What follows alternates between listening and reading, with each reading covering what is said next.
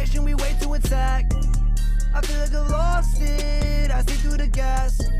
Obnoxious, I'm knocking, yeah, I'm taking your bag. I feel like I'm caustic, looting your buddy, your homie still choking on gas. I'm laughing, bigging the enemy, hoping they pick up your slack. Yeah, winning now feels like a thing of the past. The pros could throw up the glass, we take what we want, we leave in the trash. Racking up facts as we move through the map, we're waiting for people to fall in my trap.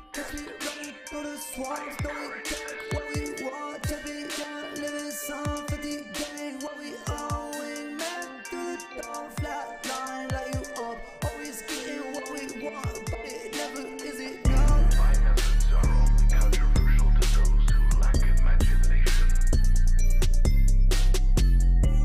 I feel like I'm caustic, I'm breathing on gas. They're on the smoke, patient, we wait to attack. I feel like I've lost it, I see through the gas. Obnoxious, I'm knocking, yeah, I'm taking your bag. I feel like I'm caustic, I'm breathing on gas. They're on the smoke, patient, we wait to attack. I feel like I've lost it, I see through the gas. Obnoxious, I'm knocking, yeah, I'm taking your bag. I'm throwing out cans, I'm betting you won't. Peacekeeper making you dance, you know I'm the GOAT. Champion squad, every time we go, this legend control. I climb to the top, no matter the toll.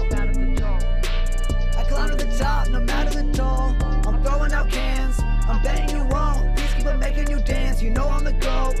Champion squad, every time that we go, this legend control. I climb to the top, no matter the toll. Yeah, hey, I climb to the top. I climb to the top, no matter the toll.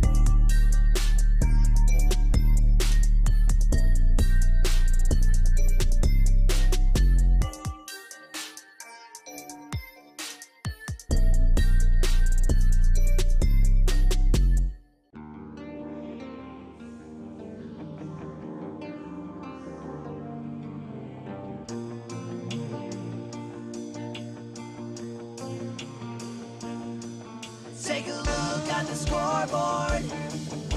I thought that you would do more. I'm giving this my everything. I'm the best that you have ever seen. I'm starting. I'm going in.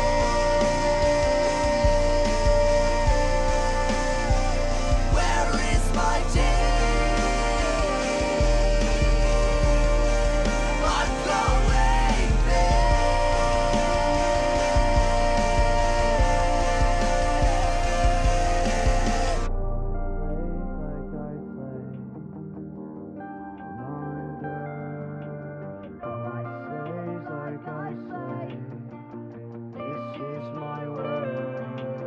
Nobody slays like I slay. Come on, girl. Nobody slays like I slay. This is my world. Nobody slays like I slay. Come on, girl. Nobody slays like I slay. This is my world. Nobody slays like I slay.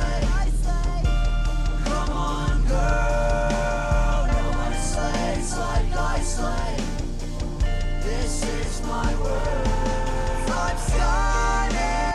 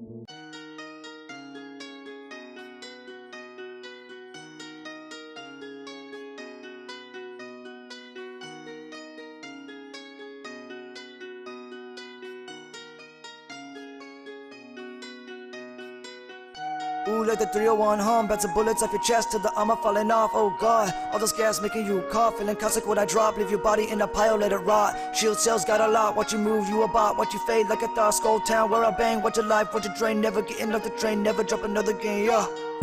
301 in my hands, different drop, same plan. To my squad, I'm the man, I'ma win this, no I can't. Sending shots, no spam, accurate, watch them slam, watch them run while they can, make them slump. Give me the loot, take what I want, all of my rounds, light like the sun, yeah I am the one, lighting you up. R301, you're all that I need, you're all that I want. We at the top, act like we scum, taking your life and leaving the crumbs. Do what we want, we get the dub, living that life, yeah R301. I got the sides, H-Cog, barrel stabilized, no rock.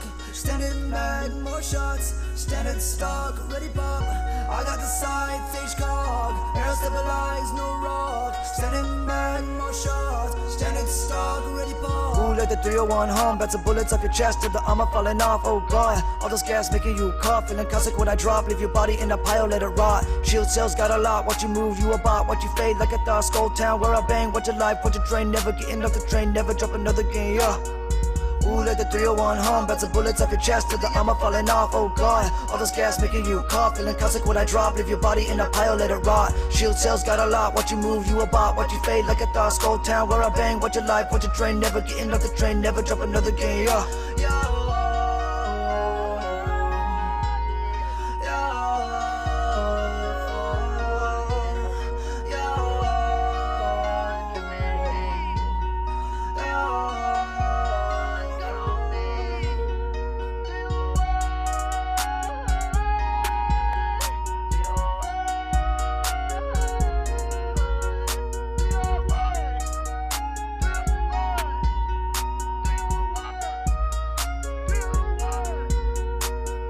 Ooh, like the 301 hum, bats of bullets off your chest to the armor falling off. Oh god, all this gas making you cough, feeling caustic when I drop, leave your body in a pile, let it rot. Shield cells got a lot, what you move, you about, what you fade like a thought. Skull town where I bang, what your life, what your drain, never getting off the train, never drop another game, yeah.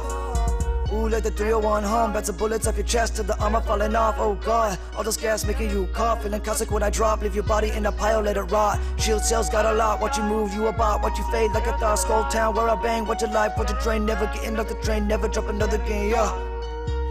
I got the sides, H-Cog, barrel stabilized, no rock. Standing mag, more shots, standing stock, ready pop. I got the sides, H-Cog, barrel stabilized, no rock. Standing mag, more shots, standing stock, ready pop. I got the sides, H-Cog, barrel stabilized, no rock. Standing mag, more shots, standing stock, ready pop. I got the sides, H-Cog, barrel stabilized, no rock. Standing mag, more shots, standing stock, ready pop.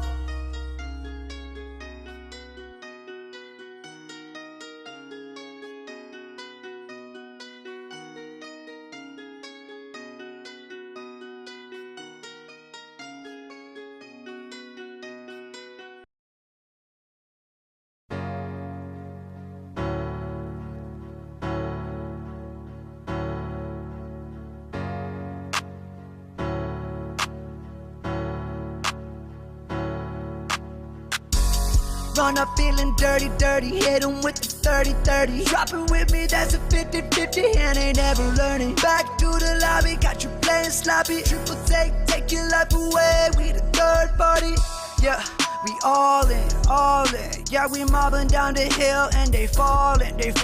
I'm looting up their squad, yeah, they ballin', I'm ballin'. I told you we would get it, yeah, I called it. We keep on queuing up, we just can't get enough. These wins are stacking up, my ops like a lake, yeah, they spotted up. We know when to run, we know when to fry. We turning, we burning, we leaving the odds to die. Run up feeling dirty, hit 'em with the 30-30. Drop it with me, that's a 50-50, and ain't never learning. Back to the lobby, got you playing sloppy. Triple take your life away, we the third party. Golden light mag, leave your body in a bag. Was a 301, but it was a 1v3, bet you mad. Rolling round a circle like a private lobby. They gon' need a third, fourth, fifth party if they wanna stop me. Call me the meta man, they copy when they can, they just don't understand. I got this massive and I'm ripping up your plans. I ain't let it slam. My bullets blood, you open up the dam. Everything I do, this the way I am. Run up feeling dirty, dirty, hit 'em with the 30-30. Drop it with me, that's a 50-50, and ain't never learning. Back to the lobby, got you playing sloppy. Triple take your life away, we the third party. Run up feeling dirty, dirty, hit 'em with the 30-30. Drop it with me, that's a 50-50, and ain't never learning. Back to the lobby, got you playing sloppy. Triple take your life away, we the third party. Yeah. We all in, yeah, we mobbing down the hill and they falling. I'm looting up they squad, yeah, they ballin', I'm ballin'. I told you we would get it, yeah, I called it. We keep on queuing up, run up feeling dirty, hit 'em with the 30-30. Drop it with me, that's a 50-50, and ain't never learning. Back to the lobby, got you playing sloppy. Triple take your life away, we the third party.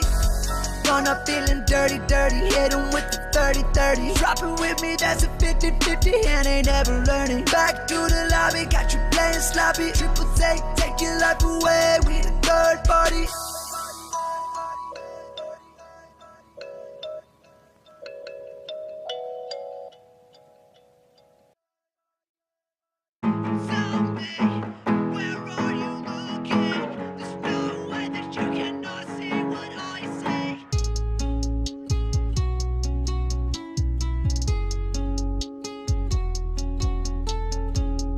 Tell me, where are you looking? There's no way that you cannot see what I see. Tell me, where are you looking? There's no way that you cannot see what I see. We're going left, I need you by my side. We're going left, tell me why you're always on the right. Don't decide, I just need you to barely try. No, I fry, I just need you to not die. There's one left. Hey everyone, welcome to Series E, Week 11 of Apex Legends. What is up? I'm Kaisa, I'm joined by Yeso. How are you? I'm good, excited to have you back in the studio. I was a little lonely during Halo last night, so I was like, Shane, get Kaisa in here, we can talk Apex. So it worked out, and you're here. Welcome back. It. I'm here. For anyone who's new to Series E, could you tell us a little bit about what Series E is and what we can expect to see today? Yeah, so of course today is Series E Apex Legends, but Series E as a whole is a professional esports open circuit across multiple titles. We've of course got Apex, we've got Halo Infinite, and we've got Guilty Gear Strive, and absolutely anyone can join. Okay, the way it works is players come, they compete in our open qualifiers, and the best of the best from those open qualifiers make it into Series E. Now those players, they get drafted, they sign a contract, they sign with one of our partner brands, they get a monthly salary, and they get to compete weekly for points and prize money. So in Apex, it's every Tuesday night against other open teams, just like they used to be themselves, and then every single Wednesday against some of the best pros from all across North America. So if you and your friends want to get in on the fun, head over to matcherino.com/ESA. You can use !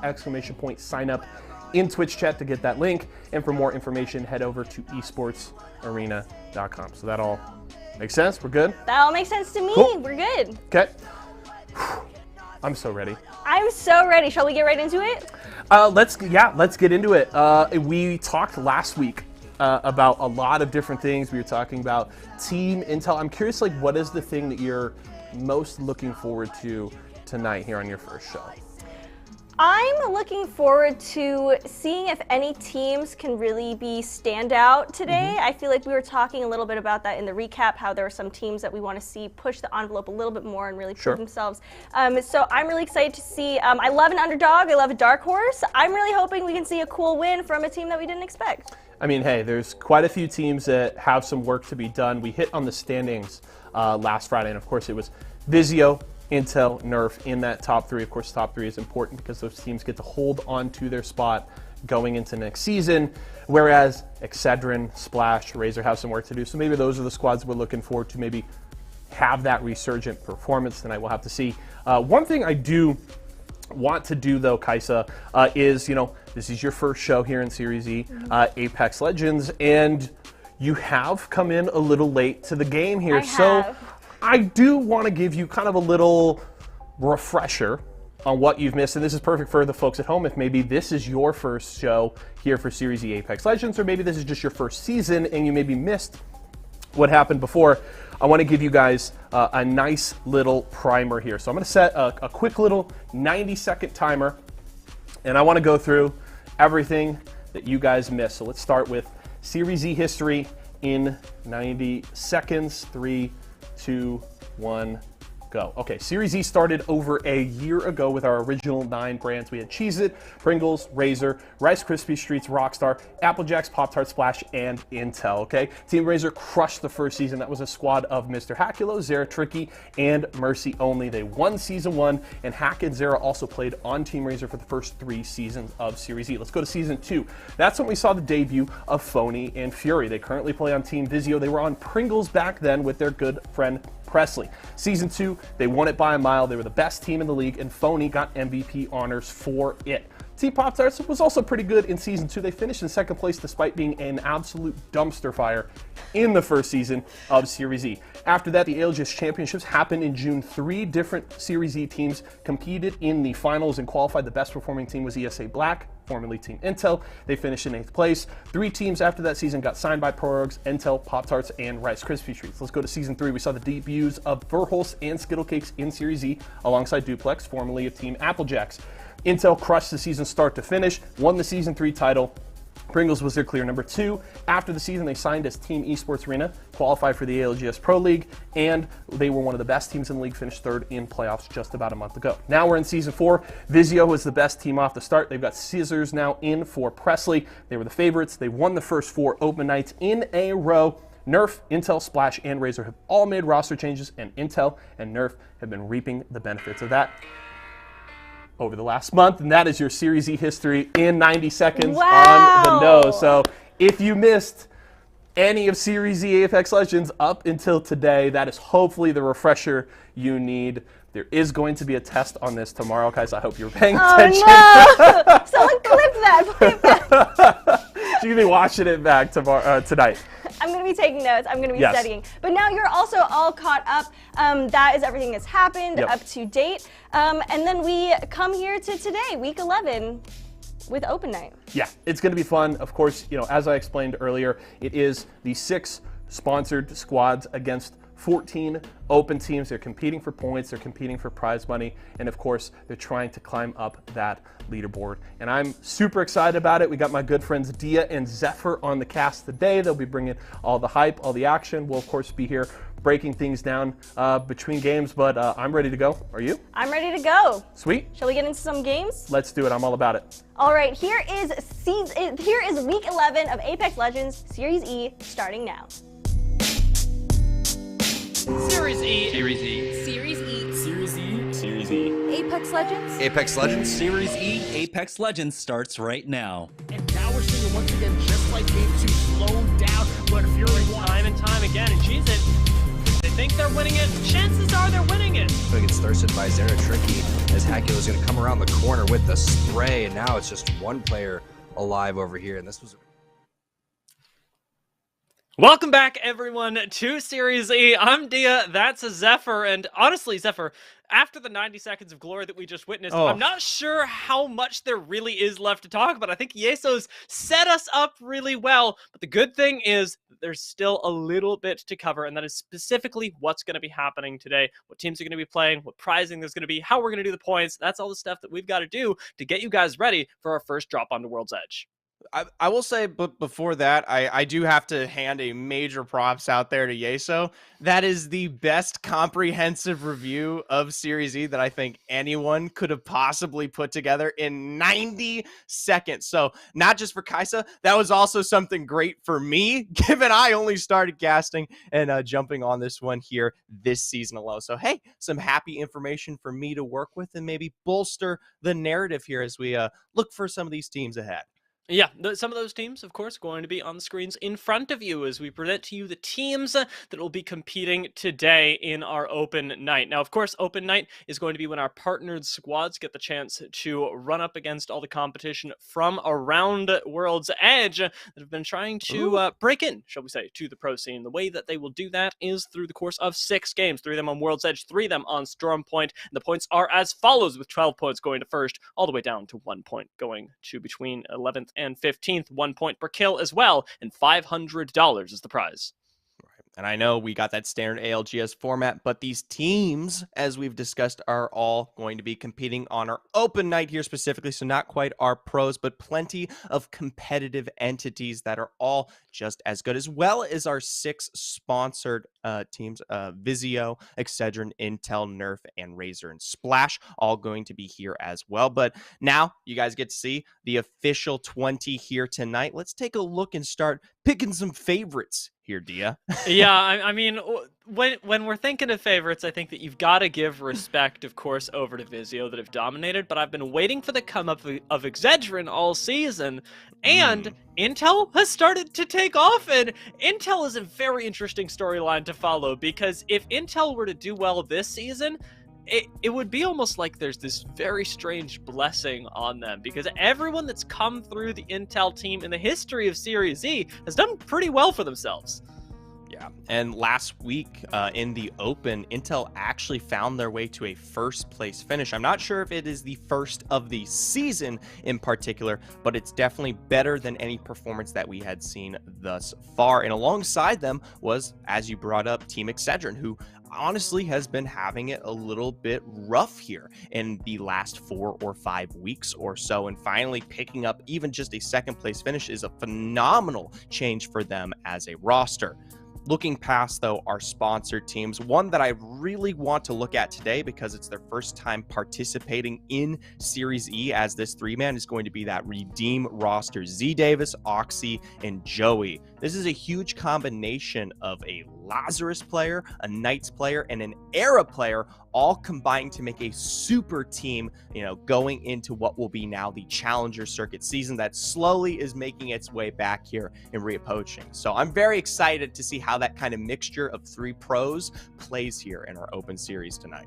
I think if we're talking about super teams, it's also worth mentioning Dexterity, that also have this amalgamation of talent from the pro scene. They are a relatively recently formed roster and have been doing, I'll say, pretty darn well, although their performances have also had their fair share of swing. And I think it's because, as a whole, the Apex Legends scene has been relatively volatile today. I had a little bit of a moment as we were taking a look at the teams where I sort of adjusted the glasses that I don't have and went, is that Farmer Lucas?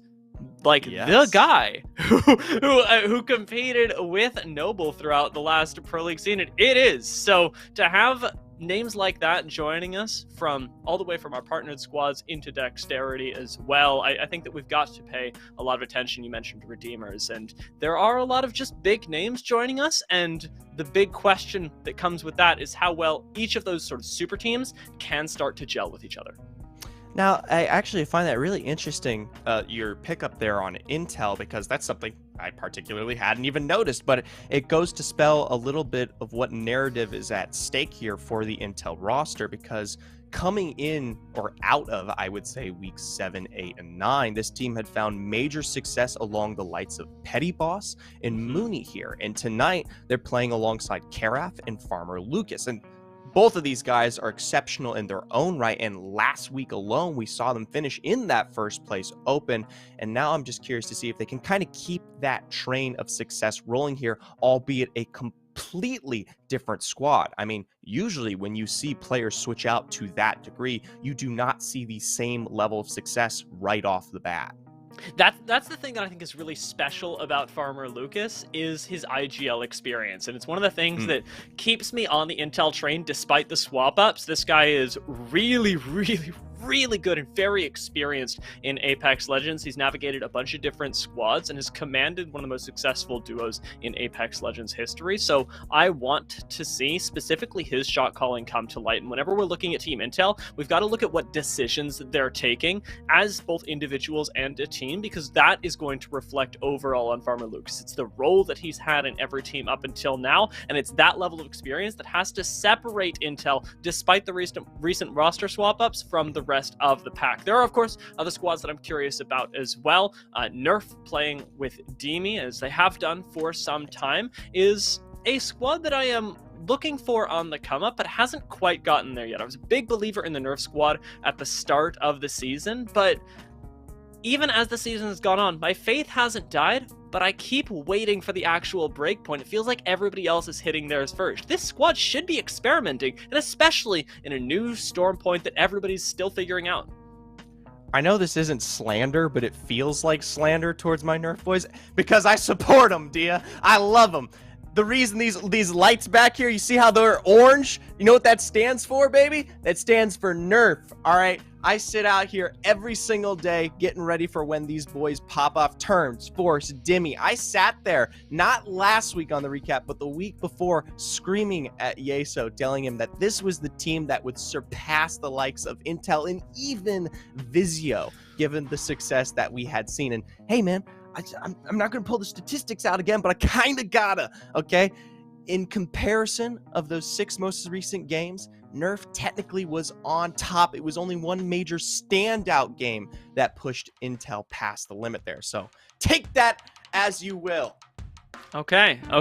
You know what? I'm ready to see it. Let's drop onto World's Edge. See if this theory of yours holds water today. As the very first game starting now for Series E is going to be one that'll set the tone for the rest of the day. Game 1 does always get a little bit funky and tends to be, I'll say, a little bit faster paced than the others. But I see a Loba in the sky, and that means only one thing. It means Vizio is dropping in. Oh, Vizio coming through here. Lots of success expected from this team, especially given that they found it week after week.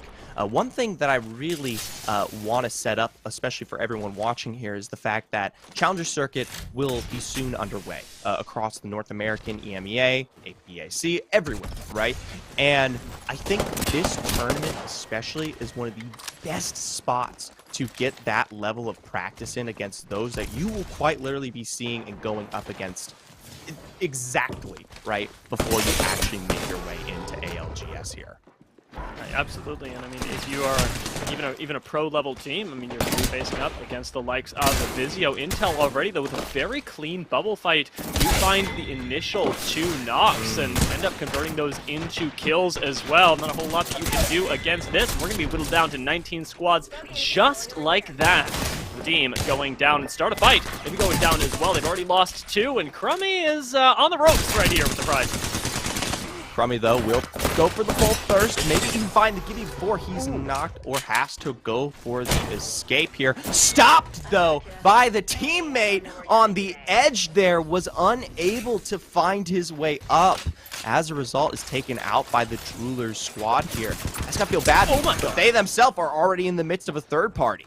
Apex Legends is a horror game, at least in this particular instance, as the third party is unrelenting, already finding another knock onto the Droolers squad. Should be able to pilot the team to success right here. I didn't expect such early fighting, especially in Lava City, but it seems like this is the priority place, especially because you've got those early rotations available to you from places like Big Mod. However, having taken control of the building, at least for the moment, we're taking a bit of a chill pill, seeing if we can find some additional kills, but we're not, I was going to say we're not straight up in a fight. We're in another one! Zephyr, how does this keep happening? I don't know. Someone may have not informed the teams that this isn't Storm Point. They don't have to look for the early contest. You've got some stability here on World's Edge. Either way, they're going to be taking it toe-to-toe, whether we like it or not. Dome down, a slide through from Gilkey. I like Protectful on the backside, utilizing that Peacekeeper for the full wipe here found as Oxy Rockster picks that one up. Protectful's got some nice moves with the headshots on the Peacekeeper, dealing that extra little bit of damage. Space Landers, though, they're coming into exactly the same place, and Launch Site isn't slowing down. I swear, I mean, you mentioned the swap over to Storm Point earlier, but it's definitely impacted a lot of teams. We've seen Horizons today already, and the mentality has definitely shifted for these squads towards one where you can get a little bit more scrappy. Spacelanders especially have a lot to prove. We've seen them in several other tournaments around the circuit. We want to see them back in Challengers. These guys, if they can take a team fight this early on, be looking really good. Yeah, I actually am very interested to see how much water that point holds, given that teams now, finding their way onto Storm Point have begun to experience a much more aggressive take on Apex Legends as a whole, right? And so maybe kind of feeling the fervor of those early 3v3, those skirmishes, has kind of highlighted what potential exist past certain plays on the World's Edge, because usually as we've noted, there is this slow kind of lull rounds 1 through 3 where you don't really have much of any action partaking, and it's not just in the pro, it does occur here in open just as much. And this time around, 3 squads already down, 17 remaining. This is probably one of the fastest starts we've seen in recent weeks here out of the open games. So curious to see if that has some strength, some, how would I say, legitimacy, or if it's just a string the moment game one, things are just flexing out here, teams are just trying to find their drop spots. I think it's probably a little bit of both. We're definitely going to see. We're definitely going to see, I think, a lot more just straight up aggression when it comes to Storm Point, because there's a lot that's still being figured out there. But the way in which it's impacting the World's Edge meta is really clear at this point, with Intel continuing to hunt you down, already having picked up 2 kills, at least on Fearless, and a few more earlier on. This is looking like a great place for them to get a beacon scan if they haven't got one already, as we saw Nerf taking an interesting route down towards the launch site. And as much as I'm trying to emphasize the beacons, I don't think the teams are particular, because you don't valk further away from the circle that you already know about just to get the beacon scan. I don't suspect that Intel are too high on it either, likely just looking for a few more fights, waiting to hear that gunfire that is pretty darn loud. Now, we did just see Prodigy Aces fall there, that being Team Nestle, and the squads didn't fall as a whole, so they definitely have the remaining members still lurking somewhere, whether it be close to Fragment or they've already made the rotation, but that doesn't bode well here for the Nestle roster, as they more than likely won't have that full completed roster moving forward unless they are able to make a wrap back around here and make their way past Intel, and Christ, that might just be them on the hill waiting to come in there. It looked like it. Intel thought that there may be somebody up top, but have decided to rotate in towards the circle regardless. Round 1 is closing, and though this one is slow, this one doesn't really push you in. It's a good time for Intel to start securing where they think the zone may end. Zone 2 scan going to be available to them as well inside of Fragment, and once you get the idea of where Zone 3 is going to be, it makes predictions a whole lot easier for where the circle will actually end. Dexterity seemed to already have an idea, though. They did get that Zone 2 scan, and have ended up with their Fuse pulling up all the way towards the north by Skyhook. Ooh, and we get to take a look at our Tomcat Rat there, that Wraith that we spied on the horizon. It was, in fact, the Splash roster. And they do have the full banner available, and Celos is going to be making his way all the way out into the first zone here to get that revive all the way out here by Overlook. Well, more than likely will be secured, but already Splash, they don't have the full team. No Senpai here today. The thing is that this shouldn't be spotted, right? So you do get those 2 back, and there should be some really nice cursory loot up in Climatizer. You can make your way through Survey Camp as well for anything that was left behind and play this really slow. Like we talked about, there's not a whole lot of action that'll happen outside of the ring, at least in these games. So much of it inside. We've got another rat, actually, as Droolers have been whittled down as well. I did think that they had gone out, but it looks like a nicely timed Valkyrie escape has gotten them to the point where they have survived for a little bit longer. Bocek, a PK in hand. We'll see how long EDG can make it. You know, they say rats are the most common mammal on Earth. I'm pretty sure. Me, with my hard facts here, ladies and gentlemen, I'm pretty sure they say. You know, I don't know about that. However, I do have to tell you, Zephyr, I had a conversation yesterday, and I want to hear your opinion on it. All right. I have plenty of those. Are anteaters herbivores or carnivores? Omnivores. So, but what is an ant? What do you Is it mean? meat? Oh my gosh. Yeah, any living creature that is consumed is definitely a carnivore, or it will be of carno instinct here. So, but they're omnivores. Any, oh my gosh. When put in the wild, I didn't expect you to get so animals- passionate about this. Hold on, I've got some thoughts. Any Uh-huh. animal, when put into the wild, is an omnivore, given the necessary instinct for survival, right? So if they've got to eat some fruit, they got to eat some fruit. It's not like they're unable to digest anything but meat here or anything but veggies, okay? They've got more options. So you're telling me that anteaters are omnivores, but only because everything is an omnivore. Yes.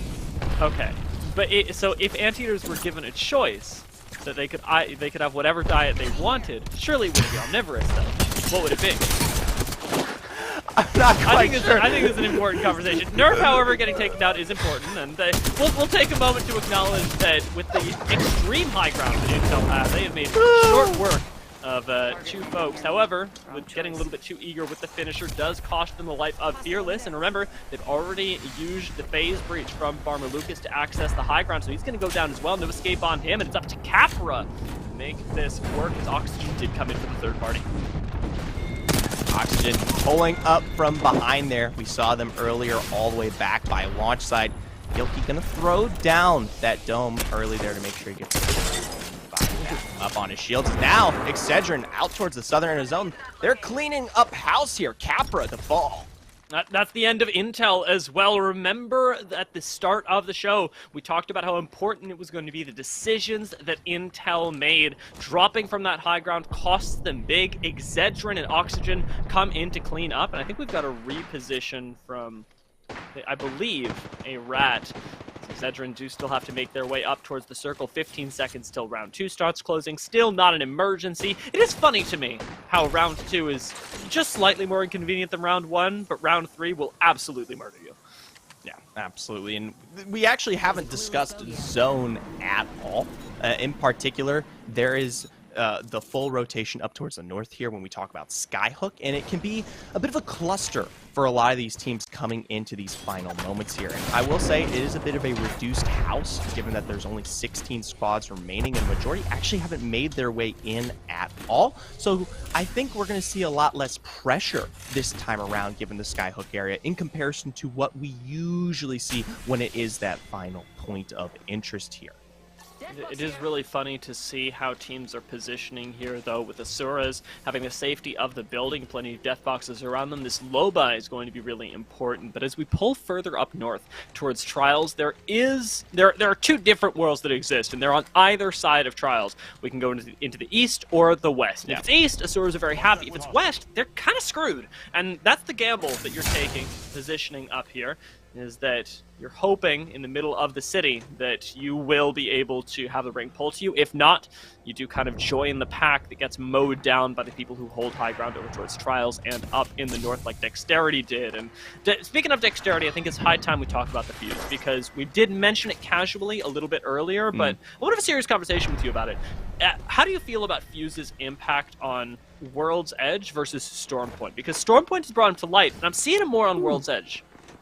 Well, obviously teams have more experience on World's Edge, so more than likely they know the appropriate angles to pull that one off, given that Fuse is so crucial in terms of the zoning control, right? And we talk about these kind of cubby holds that teams find themselves into in these final moments, and Fuse can really take advantage of that and be something that forces the rotation, especially once those walls, being the ring, close in here. I do think Stormpoint, albeit having less cover, is more open, and as a result, you may not get the same kind of consequence playing in with the Fuse. Granted, though, I still think Fuse is a supreme pick to work with, and I'd love to see more teams pick it up because it has such a great kind of force compared to any other major legend out there, especially because you have the double security in terms of the ordinances, as well as once you have the knowledge of where that zone may finish out, it's one of the few legends who can make moves without it being a direct gunplay. Certainly so. It provides you a lot of safety. in being able to aggress, I will say, a little bit more passively than other Legends as well. You don't have to have that direct line of sight, which is a big boon. Dexterity do end up making full use of it as well, cleaning up a squad. However, Stomps did get knocked down. That means no Gibby bubble for the moment. Good. The zone control and the shield swap was nicely executed by Davis Wave is going to be enough to save them. This low ground down here, not what I would have thought of as the ideal spot, but it seems to be providing Dexterity just enough safety. They're able to claw their way through these fights and enough distance for the rest of the teams that they're not as easily third-partied as squads inside of Skyhook might be. Right. You got to be careful, though. This zone pulls them past what is this train line there. There's not a lot of major cover to work with. You do have the valley directly in front of those two buildings out here towards the west. That is at least something to play with for Dexterity. But other than that, you're kind of out in the open. A few weeks ago, we had a finish out here towards the northern end where we saw teams like Vizio run up against Cloud9 and G2, and the problem was once the zone did find its way out towards the west there, those who were in that open area obviously weren't able to put up any merit of play, right? You couldn't survive in the face of those who were holding and taking the risk towards those buildings all the way out towards the west, and you get a great look at it actually here from the perspective of the Suras right now. That area can be so dicey, and even playing directly into that cut through the middle is super difficult. Yeah, you've most often in these rings got to go up to the little no-name village off to the north of Trials that Asuras are looking up at right now, and that is the danger that they're going to be facing down. As you illustrated, a big part of it is going to be finding appropriate timing on third parties right next door to clean up as many kills as they can. There's already been a few engagements that went off over to their north. They did not get involved in playing things a little bit more passively, and so as much as they are, I would say, being relatively aggressive with the actual gunfire, their positioning isn't putting them in a situation where they can get kills, and it sort of is leaving them in a place where they can get killed later on, which is the really massive risk that they run by sitting inside of a building right now. Well, 1 minute away from the culling. At this point, anyone who's playing through the Storm Point area, or my apologies, the Skyhook area, will be losing their position here. Every major building will no longer be in play, and all entities pretty much are forced towards this open area. We look towards Vizio and Dexterity, the two teams who are in particularly a fantastic position. You've got Excedrin, though, kind of sneaking behind them out towards the western end of Trials that could be making the potential third-party play to contest for that no-name village. But trust me, it'll be chaos here as most of these teams try to find their rotation in as these buildings become no longer available. If anything, Excedrin is going to be the only thing that takes down Vizio because they have got that power point right now, and Dexterity, for as much as it's good, it's a second place position, taking that low ground. And for right now, I think that one of the big concerns is going to be Dexterity's accessibility to that third party. They don't have a lot of mobility to be able to close gaps very quickly. And on the other side of that, Vizio do have a lot of disruption, a lot of dissuasion, especially given that they're one of the ones running the Bangalore on World's Edge. I believe, actually, that they are running a composition sans Gibby, but we'll have to check in with them in a little bit to confirm that. Something that I noticed just as we were dropping onto World's Edge. Speaking of, they are receiving a Gibby ult at the moment, and that's got to be Excedrin pushing up on them now. Let's hope they can coexist. This is a bit of an interesting trade. If Excedrin and Vizio take it full force here, this could potentially leave an opening for Dexterity to slide in and look for that third party. But given the spacing that Vizio does have available to work with, I don't think it'll happen anytime soon. And hey, Excedrin, they're in a fight of their own now from their backside. They've got to take it directly to the cart. Yeah, you've got squads falcing in on you left and right. Vizio, I will confirm, by the way, are running without a Gibraltar for the moment. But the big thing right now is how much they can siege, and I'm sure they're wishing that they had a fuse to be able to continue chucking those nades in there, continue to harass Excedrin, who are in quite literally a hell right now. Vizio poking out should be able to third party this relatively easily. Drulers don't even make it into the fight as Razor start to clean up kills as well, and it's just Bursty left trying to take advantage of all the chaos up here, get his team a few KP, but I'm not sure it'll work. Lee does get knocked, however, and Excedrin are taken down a peg, if not out of the game entirely. to be careful, Vizio. They have to defend now from the back end for themselves here. Scissors, very almost phony as well. No shields to work with as these rosters are finding their way into the upper end of this building here. Scissors coming through on the backside, though. Cleans that up with the massive and takes out Dexterity, who's looking to third party off of some of that damage that was found here. Yeah, really nice patience from Vizio, an excellent team play as well, having one on the height. They end up doing so much work in the defense that nobody's really able to challenge them for that building, and it does put them in a game-winning position. Dexterity weren't able to walk up, and in the meantime, there's a bunch of chaos going on in Skyhook. Of course, Vizio do get caught, however, and Scissors goes low. Still surviving with plenty of loot. They've got the Loba ultimate if they want to play this a little bit more safe, but instead, you get such a nice crack, you could go for the kill.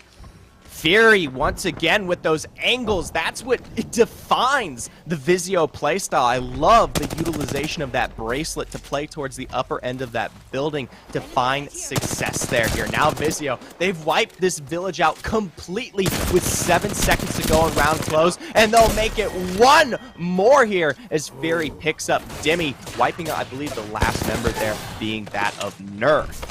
That is the scary thing about Demi, though, because he almost put Vizio in a position where they could lose, taking them down to flesh. If they got knocked, they would have been out. Razor, however, maybe could go out themselves. Bursty still trying to stay alive right now with that Wraith Q. He's going to get fully aped on as well. Remember Dexterity? They are long gone. Vizio clean up the entire World's Edge map. They mop up so many kills that I don't even know how to estimate it. They were in total control of that endgame lobby.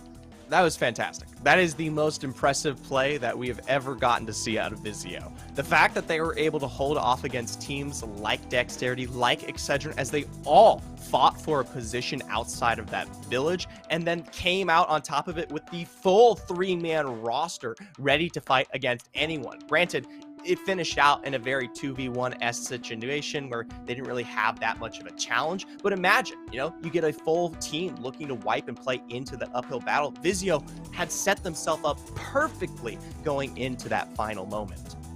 They just really schooled everyone, and that's the craziest thing about that is that they remember we're not running a Gibraltar on World's Edge. On World's Edge, the map that defines Gibraltar. I understand Stormpoint. World's Edge, totally different ball game. It is a insane proposition. Had you told it to me 2-3 months ago, I straight up wouldn't have believed you. But to see Vizio do that, they're continuing to innovate, and that's what this squad was always known for. I'd love to hear more, though, about how this one broke down on the other side of things, and what Yeso thought of it as well. So, I'm going to take a short break and then see what the AD thinks.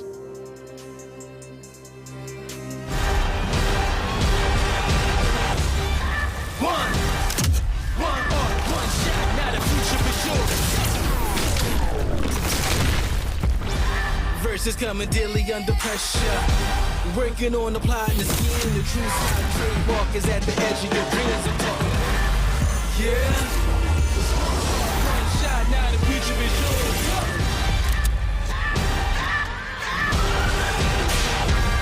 I'm turning dreams into reality. In the lab with the formula and chemistry. The memories spark and motivate and make the industry shake. With the balls and the breaks, I'm talking one chance that was so good for the go. It's one shot, now the future is yours. Let's go. I'm fading. One bad headache can crash your entire game. Excedrin relieves headaches fast. Excedrin, game over for headaches. Refreshing, refreshingly sweet, but without sugar, 0 calorie treat. They're all our top flavored smash. It's fruit freshin'. Welcome back, everyone. What an exciting game one with Vizio absolutely crushing it for the win. Yeah, coming out really strong, and no real surprise there. Of course, Vizio has been the best Series E squad so far this season. They have farmed Open Knights pretty consistently, and they do take the win there. And of course, it's pretty easy when you get down to top 2, and all you have to deal with is one rat, from Team Razor. So they are able to grab the win there. I want to check out who our player of the game is for this game one. And I love the composition, of course, that they are running there for Vizio. They've got the Bangalore, Loba, and Valkyrie comp, so they have that rotational power. Of course, Smokes to give them some space and some cover. And then, of course, they continue to be a team that kind of is at the forefront of the Loba meta. They use it to consistently loot up, get into these late game scenarios with just an array of meds and plenty of ammo and all kind of the attachments that they want so they can really succeed in these late game scenarios. And, you know, it's obviously a pick that at the upper levels of play is harder to execute on because you don't bring a ton of combat power from it. It's just like, you just have to be looting, and then you get a little bit of rotations with Loba's bracelet, but they use it so well to like set up in a position, get the loot that they need, and then they just are very patient going into the late game. And it, of course, worked very well for them here in the first game, and they'll certainly be feeling comfortable at the top of the Mobile One leaderboard. The question is can they keep it rolling? Because when Vizio gets going, if you look back at the Open Nights that they crushed at the start of the season, they would win like 3 or 4 games. I think of the 4 Open Nights they won in a row, I think they won 4 games twice and 3 games once, and then one night they had 2. So they like when they get going, it's over. They just run it over. So we do have that player of the game though right now, so we'll pull that one up for you here for game 1, and it's going to go to Scissors. No big surprise here. He's been the top fragger for the team and for Series E in general. 4 kills, 2 assists, and just about 1,000 damage. So that leans more towards them getting set up in that late circle and being patient and slow. So that is our recap for game 1 of the night. We are going to kick to a quick commercial break and then be back in for game 2 with the casters.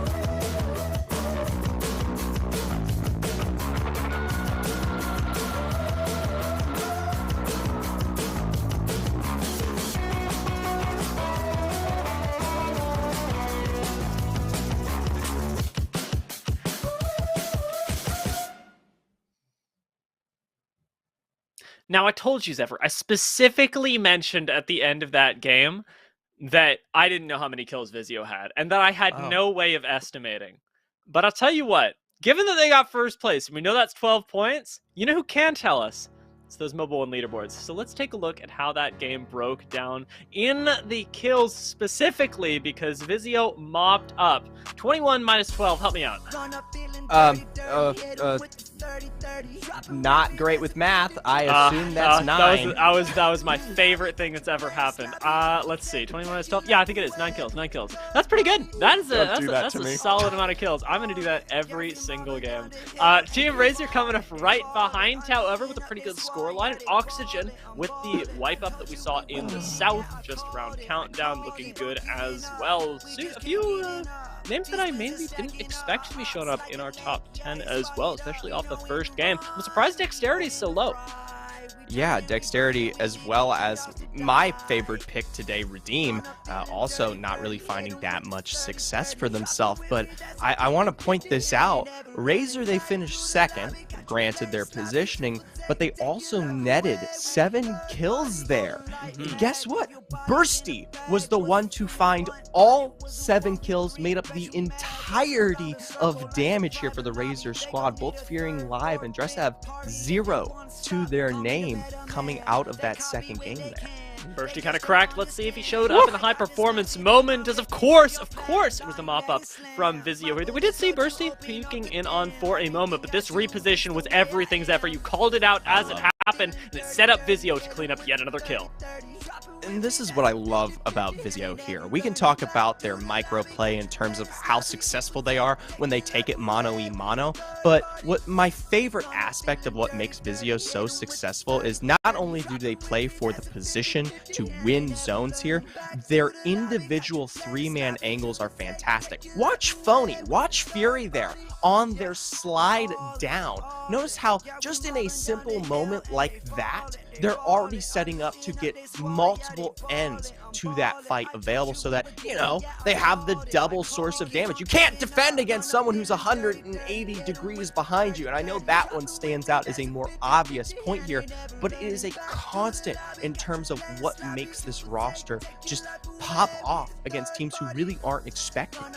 Yeah, I think that one of the things that sort of following on that you might look at from other teams is, oh, well, I see that my favorite team, X team, is also separating and being able to take all these different angles in fights. But the thing that really separates Vizio sort of doubling down on that is that they're all on the same page about it. And you could tell with the Valkyrie right there, you could tell especially with their fight for their own building, where they got to run up, save their Bangalore, keep the fight going, that they are all ready, communicating, and moreover, taking these different angles, not for their own safety, but for the further success of their team. Let's see if they can do it again. Game 2 starting right now as we drop onto World's Edge. We'll see if anyone can take that thrown away from Vizio. This just in, Vizio, they've got that new hyper brain length, that thing in the brain. What is it? Elon Musk's new chip? That's how they're communicating with each other. There's no way that they could potentially be this synonymous with each other if they didn't have one of those fancy doohickeys that's, you know, making them super smart. Oh my god. It's okay. You know what I'm talking about, right? I don't know exactly what you're talking about, and my first instinct was to make a joke. And I feel like I'm taking away from the technology that Vizio are clearly abusing. Talking about abuse though, Excedrin should be abusing this. Take a look at this and all the ping that just came down from Excedrin as well. You want to move your way up from thermal towards that rock right next to staging. That'll give you a really good angle on the rest of the fights, the rest of the lobby. Thermal zones are weird, I gotta say. Really big disparity between high and low ground here. And also the fact that staging is still completely available as a point of interest, and this zone could technically pull either way. It does have the notion of going more south when we do see it favored towards this area particularly, as you do have most squads kind of forced into those double chokes that you see out there towards the kind of west and central areas. But if staging does, you know, find its way to be that finish, you have more directly the train line being up there, a different source of verticality that can be just as opposing on the other end of that hillside. Do you know these guys? Do I know these guys? The Muffin Men? Ah. The Muffin Men. Do I know the men? Do they live on Drury Lane? They do. They absolutely do. They're making a small journey over to Climatizer, but I'm interested in where this roster ends up going for right now. Relatively new to the scene, of course, but when you are new and when you've got that competitive drive, you do want to be joining up in Series E and testing your mettle. So I like to see the Muffin Men trying to make their way around World's Edge. For now, they've cleared up most of the northern end of the map and do have significantly far south to go. I wonder how they play it, because most teams in this situation would be going through Geyser, but it doesn't seem like that's their plan. No, they've got to head more directly central through the mix here for Fragment, and they could actually find their way, if they want, more west out towards the landslide and further south region, where you can play into staging on kind of those high points being the Geyser area on the opposite end. Not quite Geyser, but you understand, the hot springs, which could be more available, but as we see them kind of skirt more towards the west there, I don't think that will be the major opportunity for themselves. Finally, Redeem. Looking to find some redemption after falling their 20th in our first round here today. And like I was talking about earlier, I mean, this is a star-studded roster that I have high expectations for going into Series E here tonight. So hopefully getting to see a little bit more action out of them, not quite as robust. Rampage already picked up a splash or an engagement over towards Climatizer. Oi Senpai does go low, but drops the bubble to make sure that he can get back to safety. Pops a shield that as well, and it's up to Aces to defend, already finding the breaks on multiple members. This should be a knock very soon. The initial knocks do come in to a piece, and now will be the cleanup for Nestle Splash as they secure the very first squad wipe of Game 2. Surprisingly there, Team Philippine just not quite paying attention to their backside there. We had the full right of that one, the Mastiff from behind there. And that made him break what was that fight, as well as Senpai from the other end, cleaning up the 2 members himself here. Take a look back, though, towards the Geyser area. The Muffin Men not quite staying on point with what I was bringing up there, so they are finding themselves more directly towards Geyser. You've got squads like Intel just nearby on the outside of what is Vault, taking their own fight. They've already dropped an edge jump here from the Druid rosters. Now they look to follow through, in through the portal. That's our raid towards our tunnel here. Aren't going to be able to get the 1 member up. This might be the full thirst available here for Intel. Absolutely is. We're not coming back for this, especially not when you know that they are pursuing it with such savagery. Arc Stars do start raining down, though, and it puts you in a weird position. Fearless picks up the final thirst and has plenty of shield cells to back him up on a continued fight. But remember, we can attract some action from Geyser, as being in this tunnel does make it uniquely easy to third-party you, and that's the risk that Intel are running right now. A nice portal to start things off, though, could make things odd as Capra goes on the aggressive. Fearless actually joins and forcing out the bubble.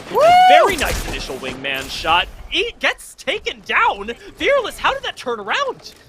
A massive shot there. Now Capra looking to make it up where he cannot. Flying through with the 301 to find the full wipe here for the Droolers, as they're going to be one of the first squads to fall there. But yeah, Fearless on a brink of the end here. Shot, I believe, just 1 taken to take him down there.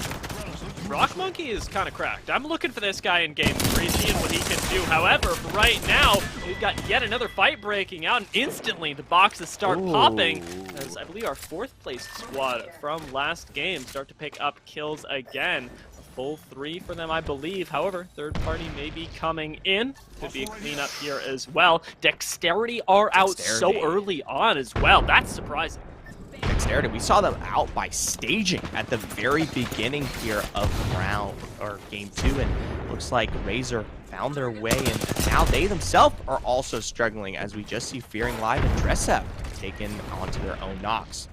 When you've got the zone pulling to you like that, I mean, you have first dibs. You are probably playing Dorito building, but they're out. It's surprising to see them fall like that at this timing, and can't be too happy themselves that they've ended up going out in a zone that was pulling to them. They will have the chance, of course, throughout the next couple of games, the next 4 to be precise, to make this up, but it does set them behind significantly, especially when compared to Vizio, that we are looking for someone to challenge in the second game alone. YFP, they're the ones who've been holding this position above our 4th place squad here, as they continue to do so on the outskirts of Big Mott here. No one quite taking the rotation just yet. Kiziv does have what will be that Valkyrie redeploy available if they want to make their way more directly out here, but I'm pretty sure they're going to be trying to take this fight before they make any aggressive moves. Meanwhile, looking like that might be it for the Excedrin squad, as Vizio swoops in, Phony and Scissors, cruising enemy Lee all out here. Jeez. Lordy, the bloodbath continues. Man, that kill feed's solid. This is really crazy, as YFP looking to light it up a little bit more. Often, big mod situations do turn into a war of attrition, but this one, not so much. Instead, it's a little bit of over-eagerness that takes down Real, and now it's up to Kiziv and Miles to fight this one out. Thermite in the door keeps them from stepping forward, and Miles is quite literally burning to death, so he's got to get but he doesn't actually do it. At the very end, Oxygen as well, fighting in Thermal, seem like they're going to be getting their own little slice of heaven if you can win this knockdown shield fight. Incredibly difficult to do, but Wingman out! And it will be Z Davis that ends up falling here. Redeem not going to get to step up this game. No, Redeem there. Looks like they went for the center of what was Thermal Station and weren't able to hold on to it, so Oxygen holding on quite nicely there. They're going to have to go for the full revive. You got rosters like Asurus nearby, but they know the time has moved on. They can't quite pull the trigger now that things have found a little bit more respite, but rest assured, they hold this high ground position, and they are going to be able to capitalize on a squad like Oxygen if they are forced to make their way up towards this ridge here, which will be very interesting to see. Where Asuras are holding right now is a very valuable position, especially in the mid game, but it might hurt them a little bit later on. Intel, however, do need to make sure they make it to the mid game or even further, as Fearless does take a creative path to try and pop a bat, stay a little bit safer, but he does get spotted out, and it hasn't actually been taken down yet. Instead, this is getting turned around on the aggressors, and Intel on single digits of HP are surviving for now. They get the initial knock. Capra popping the cell will be able to get right back into the fight with the R301. Has an off angle here that is absolutely deadly. Knock comes in onto Oi Senpai, and now it's a 3v1. A fantastic rotation there from Intel. We thought they were in a poor position. Fearless especially crushed up against that rock, but the success of both Farmer and Capra finding those off angles to pressure what was the Splash roster there. Now a full 3-man found success for themselves. These Wraiths are something else, man. Capra was playing out of his mind with that angle to be able to hold it down for his teammates right there. Literally single digits of HP, and we see the remainder of Splash trying to get out. We've got another Wraith, and, well, I will say that it's not ideal to be in a routing position. If you're going to pick somebody to do it, it's going to be Wraith. That's true. Well, we'll see how long our Tomcat Rat here will stay alive, or if some of the competition may be able to swipe them out here.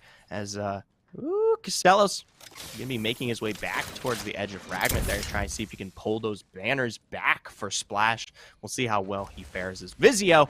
They're the ones who, like we called it earlier, hold this specific corner here on the edge of this choke, and they've got a nice visual on Asuras, who still hold this building out here. Phony taking advantage of that charge rail, stacking the damage available, maybe potentially going to find his way over towards that red Evo fairly soon here if they continue to peek out.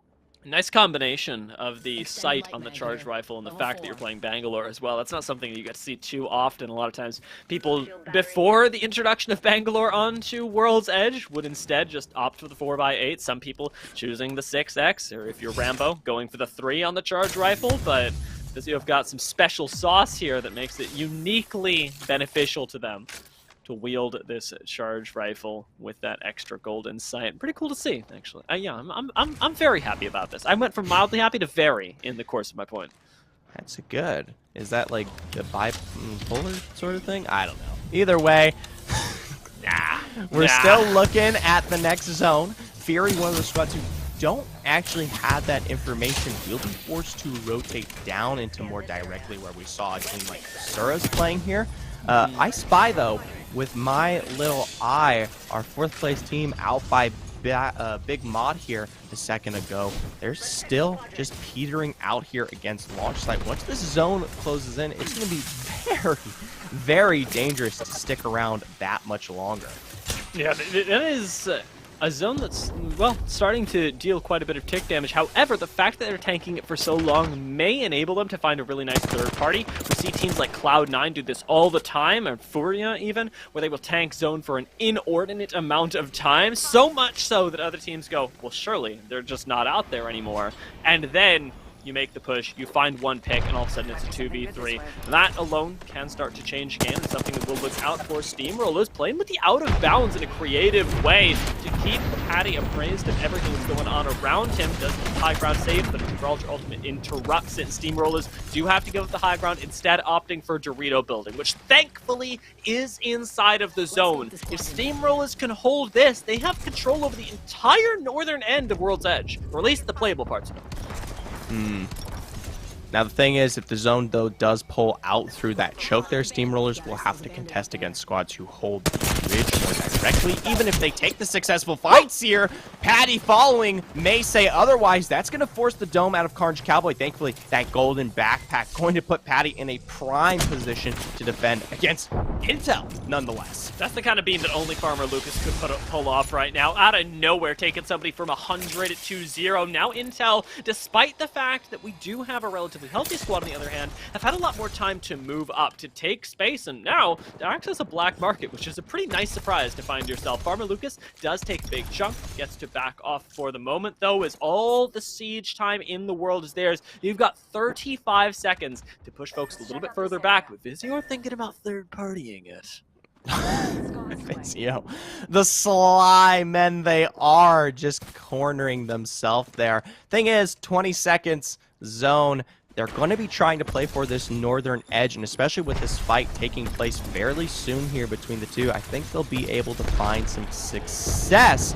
But if Intel don't pull the trigger, this might become a bit more of a washed situation, as all three squads will be forced to contest. I don't know what I'd rather Vizio do, because their options are to third-party this, which has a little bit of risk, or to push into Asuras. And right now, it seems like they're going with the option that gets them more KP, as you can only expect from Vizio. Intel are forced to use the phase breach to try and disengage, but they don't have a whole lot of options outside of playing the low ground inside of staging. That leaves Nerf in a 3v3, or at least we can suppose. With the other place out inside the building, bats are being popped. Nerf are unable to push up, but right now, Kraken with a nice 75 headshot. Teamy starts things off right.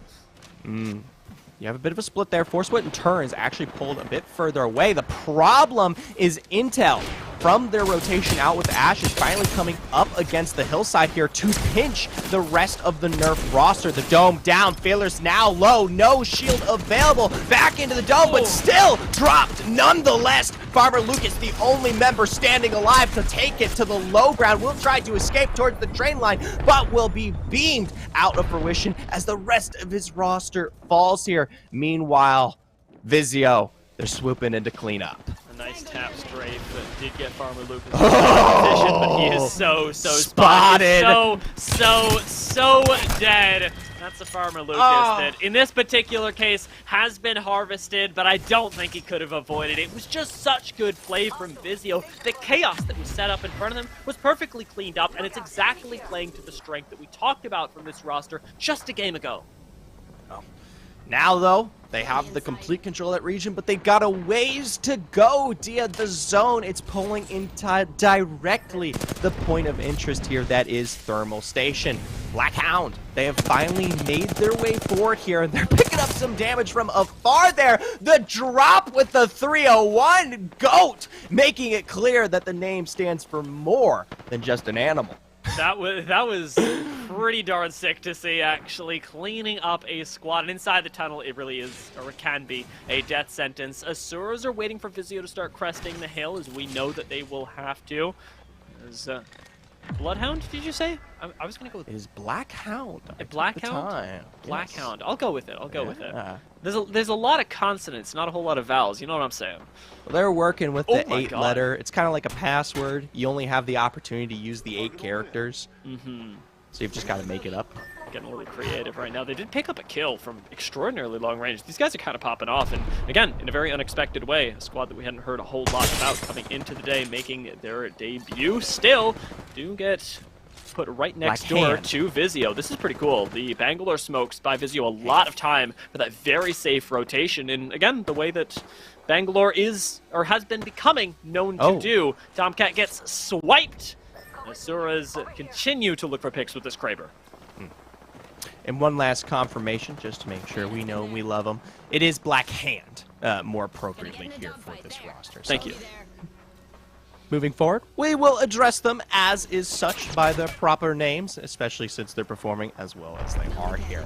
Asuras, like we said, though, they're also looking just as good. I'm more than sure that's probably Vizio who are forced to rotate. Granted, we just saw the portal available to make it towards that kind of cusp underneath where the line usually is there. Not one of the better positions to play, especially towards this POI, but it's better than being choked out against the wall here. And as OTV looks back in, you can already see that the move has been made. I am so envious of Asura's position right now. At the beginning of the game, game, I saw them take this, and I went, you know what? This isn't the best position, because most teams will encounter 2-3 squads heading their way. You'll eventually die. It'll just be too much. But Asura's have had almost nobody come their way, and now, if we look at the ring, they're in God spot. They've got a fence line right here they can play that is inside of the ring. They've got ultimate high ground Spacelanders. Even they are going to be forced off of their high ground now, and it really is Asura's game to take if they want it, if they can somehow manage from this high ground to convert it into the ultimate victory. It does take a little bit, but I'm pretty confident. You have to hope, though, that most teams are fighting against one another, because albeit there is a little bit of cover to work with, it still isn't the safest position for Asurs, especially if a roster decides to full send upon them and try to usurp that position to any degree, especially if a knock is found. Similar to the one with that Kraber shot onto Coach Johnson there just a moment ago.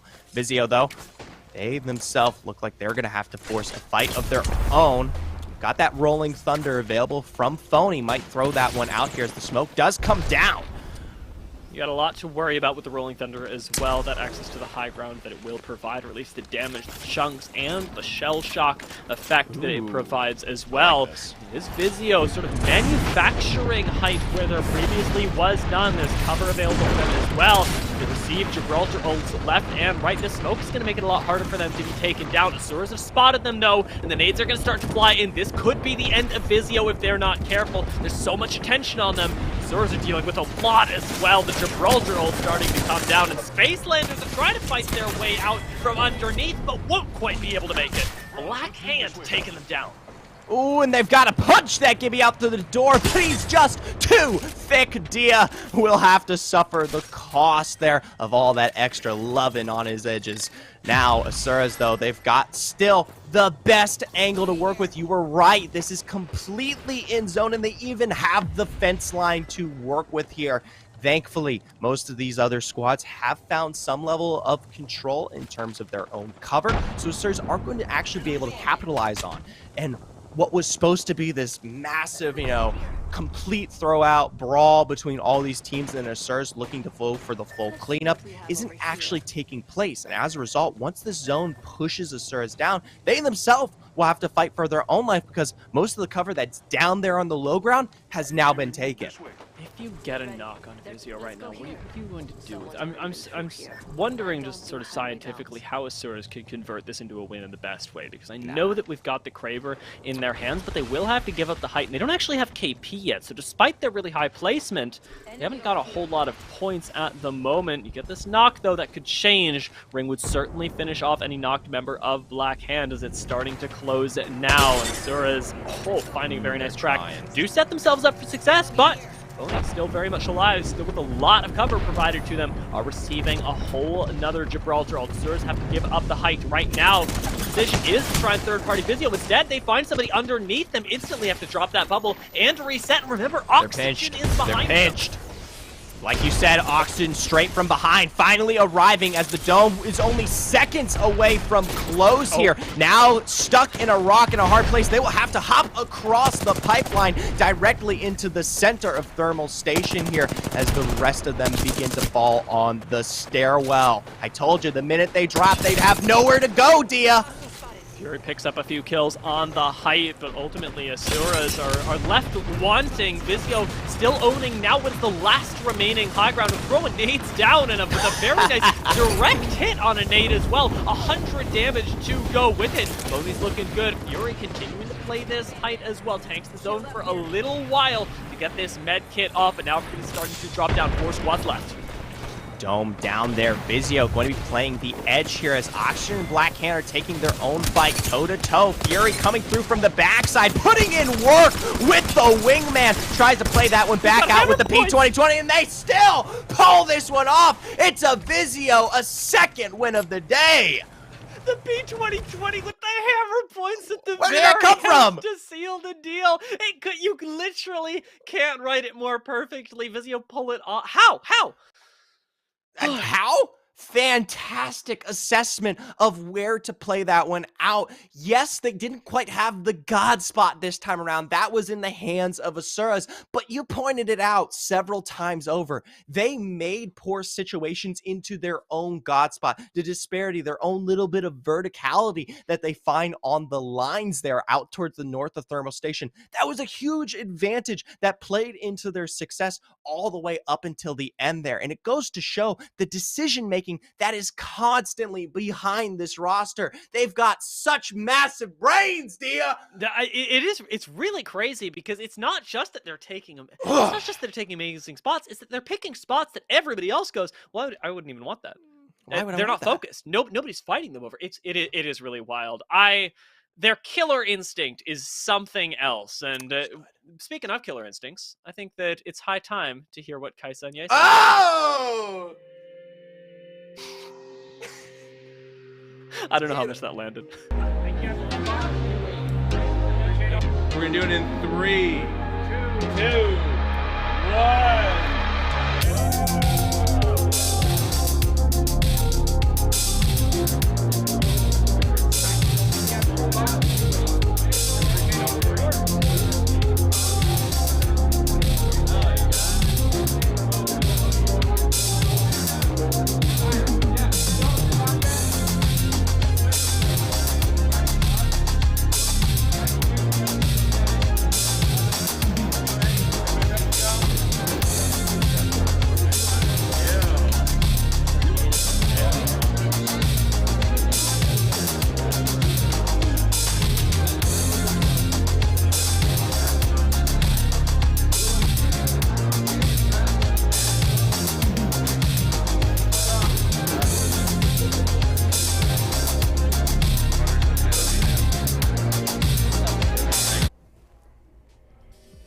back-to-back wins for Vizio. That was a crazy end of game there. Yeah, honestly, Vizio playing very patient there. Those thermal endings can kind of get a little crazy. Of course, we saw Spacelanders with the high ground, but it did move away from the center there of thermal, which forced them off, and they did end up being able to really take advantage of it. And then Vizio just doing a good job of playing patient. They won the fight that they needed to kind of hold that high ground for as long as they could, and that meant that they were able to get that third-party push. And I also just love getting to see Fury there pushing at the end as Spitfire runs out of ammo. He's just got to pick up whatever gun he can find, so he's running in. He uses all his wingman shots and is whipping out a P2020 in an endgame fight, which is so funny to see. But in the end, they did what had to be done, and they get the win there. So, you know, kudos to Vizio. A good, what's the saying? Like, a good workman never blames his tools? Right? It's not the carpenter, or it's not the tools, it's the carpenter. Yes, right? exactly. Yeah. And we saw that at the end of this game. Let's check out the player of the game for game 2. We've got Phony from Team Vizio with 5 kills, 3 assists, and a damage of 2,070.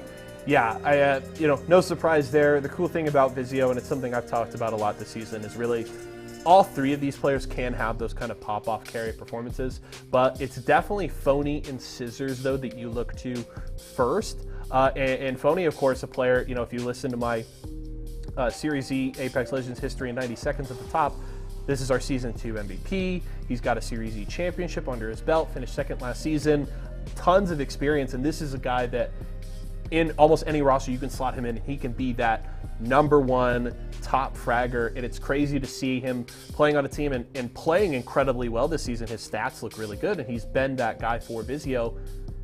And then the fact that Scissors has been even better on that front is crazy, and that's why Vizio is so dangerous. They have 2 players that can really pick you apart, and Fury, who fills in all of the gaps there for them so well. So Vizio, yeah, back-to-back wins are looking really strong right now, and this is looking like, you know, weeks 1 to 4 Vizio. We'll have to see if it keeps rolling tonight. It does. I wonder if Vizio is going to take even more wins. We still have 4 more games to go. Yes, we do. So there's a lot of opportunities for them to take another one, or 4. We'll see. Hopefully another team rises up. Someone has really got to challenge Vizio here. They're doing so well. Yeah, we'll have to see. You know, Kaisa and I were talking during the game, and I was kind of like, hey, I'm hoping maybe we get an Intel versus Vizio kind of night here. We didn't quite get it there in game 2 because Intel got wiped and Vizio was able to finish them off. But we'll see how the night continues. So we are going to throw to a break, and then Dia and Zephyr are going to call you in for game 3.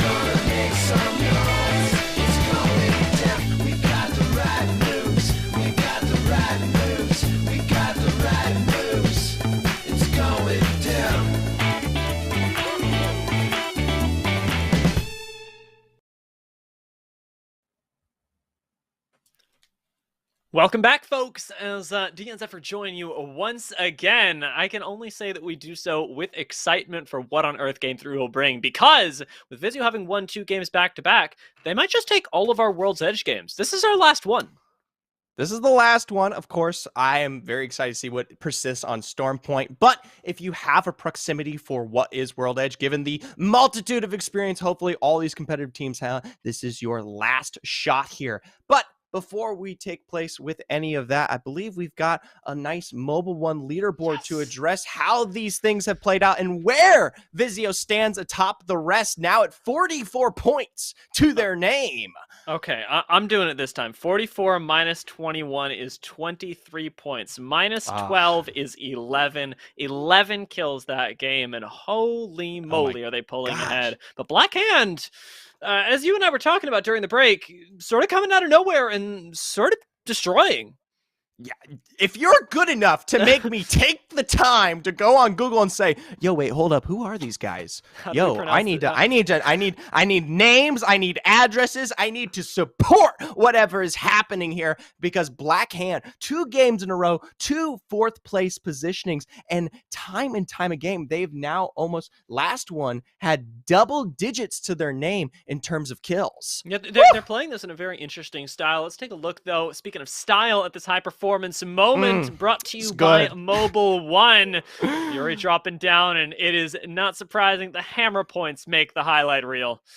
The hammer points. The wingman, it's good enough, but it's really the P2020. And surprisingly, it's not even the last bullet here from Phony that picks that kill up. It's the swoop back around from our Valk friend to find that final one there from Scissors. But hey, you've got to work with what you've got to work with. Yeso was talking about it during the break. It's not something that you particularly set yourself up for. It's what you find in those last moments. And you know what? Vizio set themselves up so well throughout that entire game. Didn't matter. With what they found, I can't blame them. Honestly, these guys are absolutely cracked right now. I'm sure the Loba did a lot of help with pulling together the P2020 at the end there. It was a selected thing, so we'll see if they can continue with these excellent selections as we drop onto World's Edge for our 3rd game. Can somebody take the crown away from Vizio? Because right now, it's looking like they're making a big resurgence. All right, let's see if these Giga Brain boys can find their way forward and pick up maybe potentially another win here on World's Edge. As you said, you know, they've got that extra buff coming out of games 1 and 2, but you know what, Dia? I kind of want something else. I want a little bit of some different taste. Clear the palate here. Maybe a Black Hand victory will get things bumping.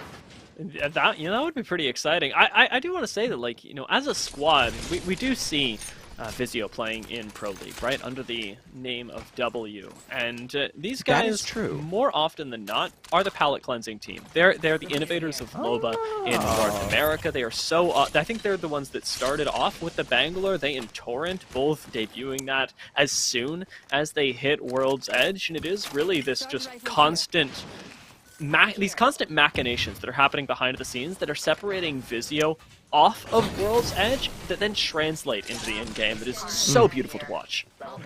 I want someone to clip that, and I need it in the DMs of Vizio. I need them to hear the love and appreciation that was just supported there from Dia, because it is true. This is a fantastic roster, and coming out of ESA, I have really high hopes for them looking at Split 2. But speaking of looking at things, we've got our zone on the board here for World's Edge, and once again, it will be pulling towards the south, this time around towards the east.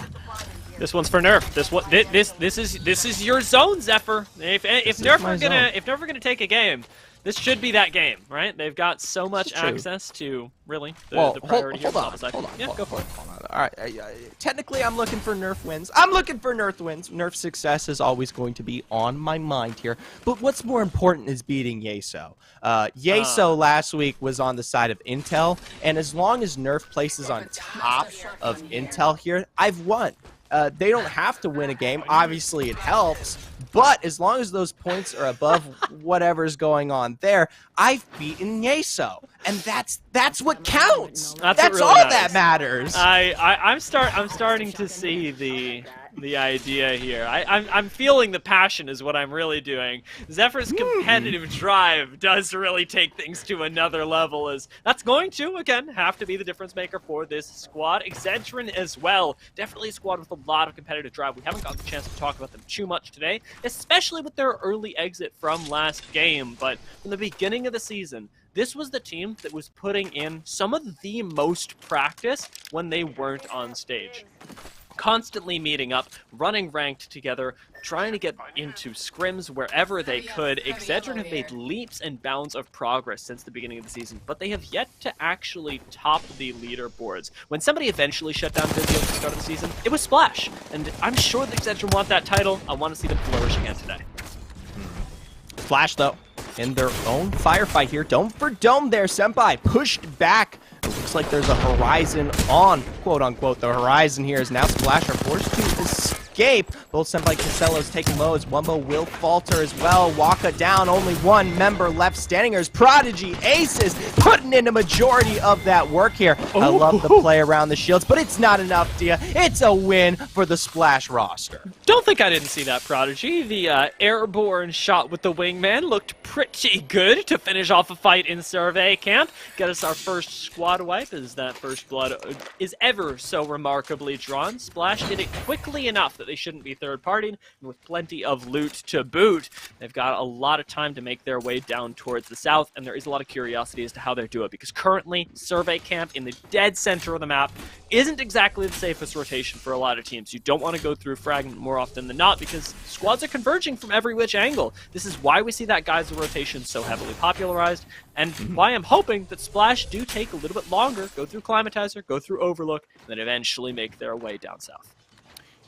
You know, the POI, I think, is going to be really crucial coming into this one in particular, is definitely the launch site area, because it acts as this kind of gatekeeping, I say, line of sight for anything that comes out of the north there. Lava Siphon out of the cave system towards what is the east there. Launch site has complete control over it, especially that little hill area you get directly in the middle of both of them. And we know this zone is pulling more directly in that area and not so much into launch site. So a team that is able to kind of hold that edge there, take advantage of that little bit of verticality and force teams away, could potentially find themselves moving that much forward here as we look at this game as a whole. What it's going to have to be is abuse of the high ground more often than not. Intel doing that perfectly up here, already forcing a bubble on his own is Fearless. So completely selfish bubble gets used there, and for the right reasons, of course, but it does mean that,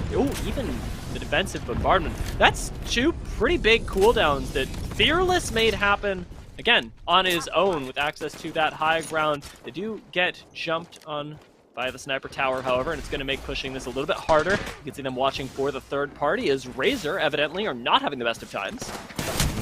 Already down, actually. Looks like Toe Tappers. I was about to say, they found success in terms of just aping on their opponent, so that's where I was coming through with that one. But either way, that's going to be it there for Razor, which is quite an early drop for a team that definitely has some of the higher highs when they do get rolling here. But given that they're already down to 18th, won't be able to find it this time around. Speaking of a team that might be on their way out here fairly shortly, Excedrin's struggling. I love Kimchi Lee, though, doing his best to pressure from the side there. He finds his way up. The one shot with the Mastiff, still looking for more as he actually finds the drop there onto Davis. Wait a minute. That was absolutely a fight that Excedrin were destined to lose. From the height, when you've got a fuse, that you look at that and you go, well, of course, Excedrin should be saying their goodbyes. They should be trying to get out to turn that around. Kimchi Lee did a lot of work, and that is not going undervalued by any of us. Blackhand, however, down here in the south, having to do a lot of work themselves just to keep Goat alive. It doesn't look like they've got the bubble available just yet, but maybe there's a little bit of safety here. And just as I say that, in comes the defensive bombardment. Never mind, that's a Goat that is well and truly gone. Bubble does come down. Nope, push out. Are Blackhand actually doing this? Yeah, Goat's back up, but the problem is you've given yourself away. The pressure from that defensive bombardment has been enough as the Asuras find their way through from the bottom of this building, and now Ak here is the only one left standing. They might be able to find a recovery on those banners, but Asuras, they're not going to be letting go of Lava City anytime soon. This plays too perfectly into zone. Ak is living on borrowed time right now, and even to try and escape without the ultimate is going to be nearly impossible. I like the thought. Let's get the initial banner, and are they really going to let this go above him? Asuras can hunt this down. You've got plenty of footstep audio to deal with Ak right now, or at least you can hope. And, well, we'll see what they end up finding, as he is trying to hide, but I don't suspect that it'll last for too long. No. 50 seconds on the board here for Goat. The beacon is available for Rain for Blackhand. The bigger question is finding a successful rotation out to find that revive, especially as teams are all kind of intercepting out of that big geyser rotation that we like to discuss. I mean, you'll be fresh for the pickings here, right? So he does have the ultimate. Could make a quick trade, but the pursuit will be just as quick to follow. Yeah, it's going to be tough, and I don't think you get this next banner right now. You're hanging out, you're trying to wait for the maybe res of Rain, however, a lot like the Wraith. If you are a squad that does have to be down to 1, you do prefer it to be the Ashe. She does have that extra little bit of mobility and data provided to her through the passive. Drop it. Drop what? As in drop Goat. There's no way to go for it. Just put it to rest. I'm sorry. I like that he stayed around and watched it, though. He was like, just in case. Now, trying to get out. I think he should be able to. No. Gonna find a way towards that microdome out on the edge here. Potentially look for that revive. Outskirts of Big Mod could potentially be dangerous if squads are setting themselves up there, especially given the beacon is available, and you definitely know there's going to be teams playing for that information. But Hack might be going even further, or more appropriately, making sure that things are all set in stone before going for something as dangerous as a revive like that. Yeah, teams should be rotating down from Geyser as well. Speaking of, everybody coming from the north. Everyone. So it's just, it's a tough situation, and we'll see if they're able to recover. Blackhand, importantly, though, are not out of it just yet. Oxygen, neither, as they control most of the big dome, the big Papa Dome, as if we're going to have baby domes. Yes. We got to have a Papa Dome. Big Daddy Dome over here. That wasn't. Yeah, well, you I know like what? that. Anyways, Oxygen having great success here. 3rd place twice in a row. Haven't had the opportunity to discuss them much at all here, but one of the better consistencies we've seen out of this team over esports arena as a whole when we talk about open nights. So already now playing towards Big Daddy Dome here. And honestly, there's not going to be much of a forced rotation out of them for the time being, given that they have rounds 3 and 4 into their favor. They're trying a new 3rd. Yep. This is a pretty good look for them. If you're able to stay consistent again with a new 3rd and an anchor specifically, I think Gibraltar is one of the hardest legends to gel with your team with. You know, if you're a Wraith, you can... I suppose it's an IGL, mostly direct things. You're playing utility. People are like, all right, well, we need to Bloodhound scan now. We need to ult now. But Gibby does take a little bit more finesse and a little bit more awareness of what your teams need to do. So I am surprised and impressed even with the success that Oxygen have had today, that consistency that you're talking about, mainly because they are figuring out this new anchor situation, and he seems to kind of be Gigabrain.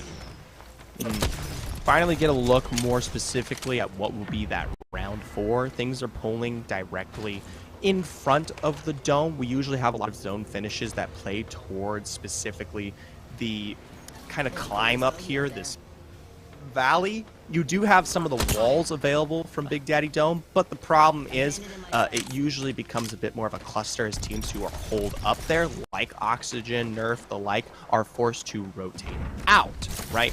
So as a result, those who kind of hold off on that high ground, just on the outskirts, and are able to survive against that cluster, definitely fare better into it.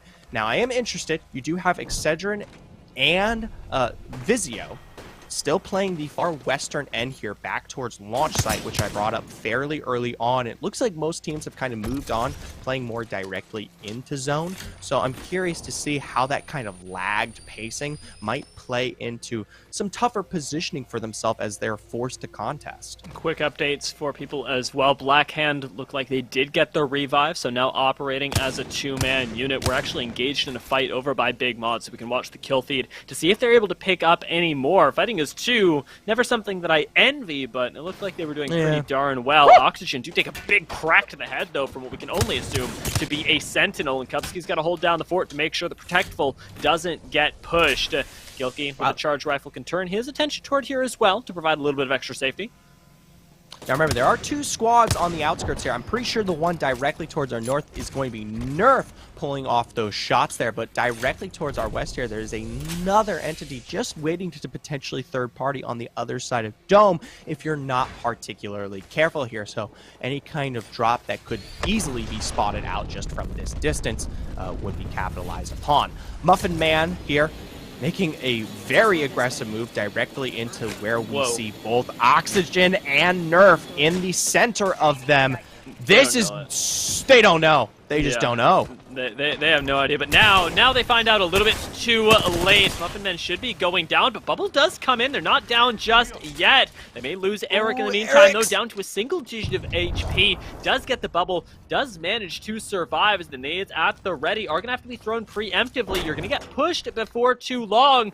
Peacekeeper in hand. It seems like the Muffin Men have actually managed to survive against all odds right now and are causing a lot of problems for Oxygen. Ooh, Oxygen. They were pinched before, but now it's tight here. The problem, though, is Muffin Men are technically the squad that sits in between both here on Dome, and they will be forced to move first, given that zone particularly closes and they don't have any access towards outside yet. Nerf, they've made their way in, surprisingly. They pulled away from the car as they saw the commotion and potentially looked to pick up some KP.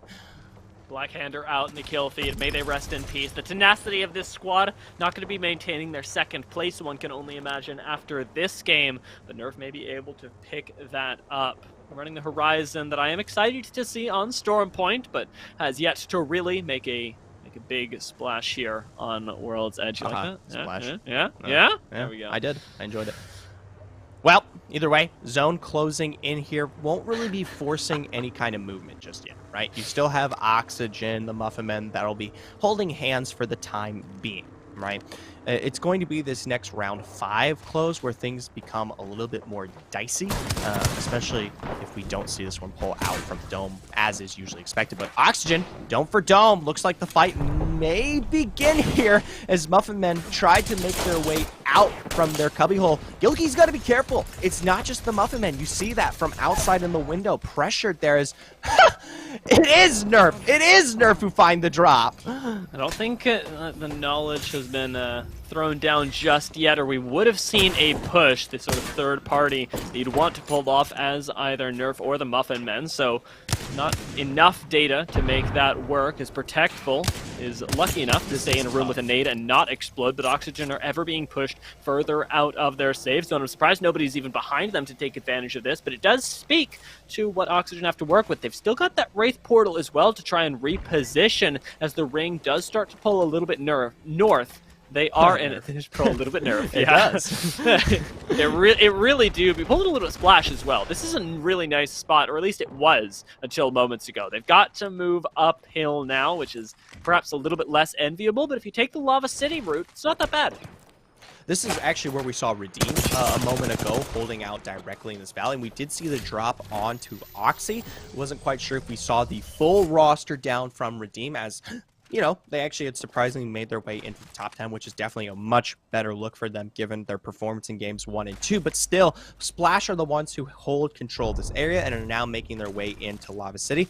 Problem is, they're going to be fighting up against that high ground. This is one of the toughest climbs to face here in World's Edge. It's the most open. There's only a few rocks for cover, and it's going to be the redeploy from Prodigy Aces. Yeah, since this rotation is called, they have no choice. I think they would have preferred to walk it and try and take space from Nerf, but instead, this sort of rotation does announce their presence, and they're likely going to have to fight around the RV up here. They're already trying to land on it. Are they going on top of it? Oh, they're going on top. Okay, so we're just going to have them, again, right next door to Oxygen. This feels so bad for Oxygen. They keep getting landed on, but this time it may convert into kills. The Splash do lose 2. Looks like they're going to lose 3 as well. Do at least get the knock onto Phony. Scissors and Fury are out, and wait a minute! Vizio are taken down in 9th place. Vizio also out here. We talked about a little bit of the lag coming out of launch site that might come back to punish, and it provided true here. Now Asura is one of the few rosters who are still playing on the outside, also forced to make their rotation as that entire cluster over by Dome is beginning to crack and falter. Casellos, Senpai, both down here. A lot of our sponsored teams in the midst of the action there. Sura's going to need to play this rock, and really, there is not a lot of safety as our charts continue to rain down. There's no dome anymore either. They may literally just get naded to death. They've already lost nifty aims, and looks like they may lose a second as a perfectly placed frag just deletes the squad. Yeah, great stuff from Excedrin. Really nice positioning from enemy. You couldn't ask for a better execution with the high ground that they had. Ooh. I am interested, where do Excedrin go from here? Yes, they could play out more directly towards that wall, but the entrance into where this zone is closing isn't really available, given you have squads like Muffin and Nerf, Oxygen, even them, who are now taking a fight for themselves. Doom's down here. They've got the dome to block with, but now it's out here. Eric's trying to put work with the 301, but he's got to reload, and there's no more damage there. Steamrollers, though, just as quick as they find success, they themselves will fall as Oxygen.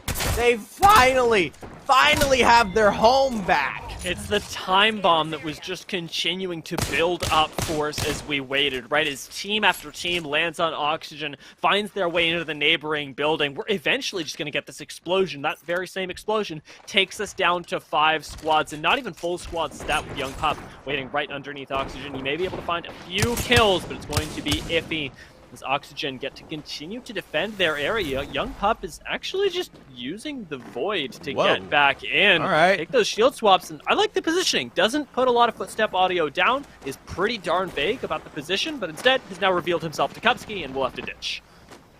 Well, we'll see how long our Tomcat Rat will subsist, especially playing under the risers here.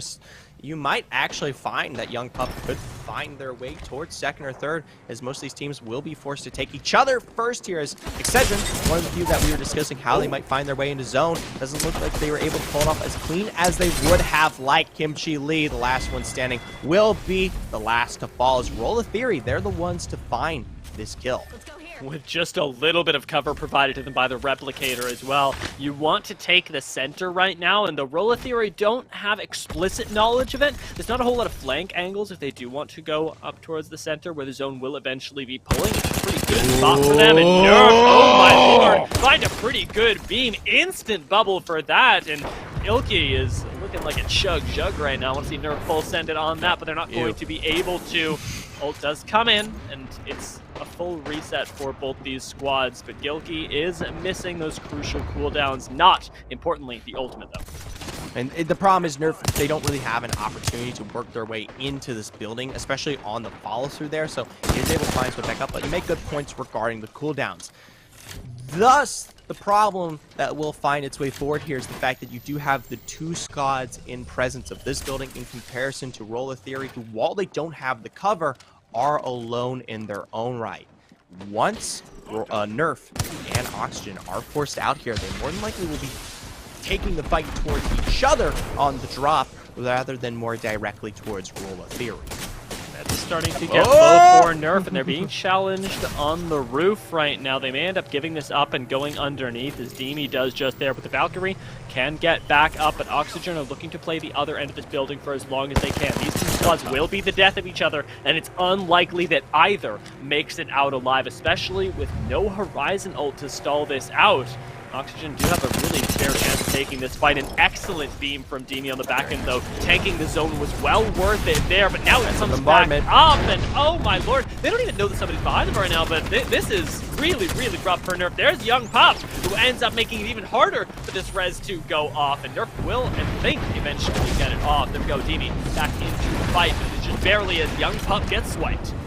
Ooh, and now the defensive bombardment of their own. They were able to last and extend this one out, as surprisingly, Roller Theory now capitalizing on the rotation from Oxygen, slowly finding their way through.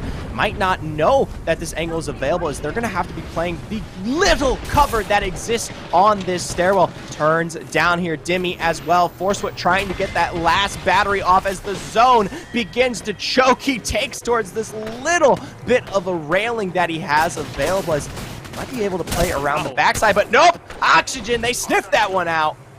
With Oxygen down to just one member, it's not going to be their game, although it almost does get stalled out. Instead, it's Roller Theories, and we talked about it as soon as they had to push into the center, that nobody else was there. There were no flank angles. Roller Theory could take this game, and Oxygen and Nerf doomed each other by coexisting in the same building for so long.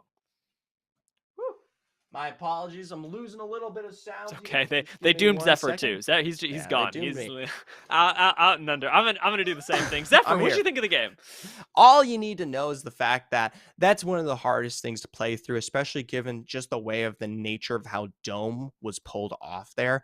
Had the squads played a little bit more out towards the western side of it, we would have seen a completely different finish. It just happened to fall that way given the proximity of Lava City, and that's why you got so many entities like Oxygen, like Nerf, that all contested towards that eastern end. Not to take away from Roller Theory, they analyzed that specifically and were able to find the better position that worked for themselves.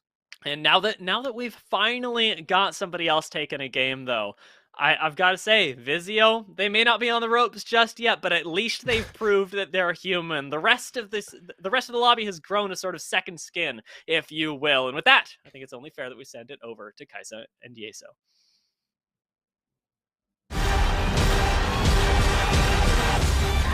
One shot, not a future for sure. Verses coming daily under pressure. Working on the plot and the scheme, the true style trademark is at the edge of your dreams. I'm talking, yeah. One shot, now the future is yours.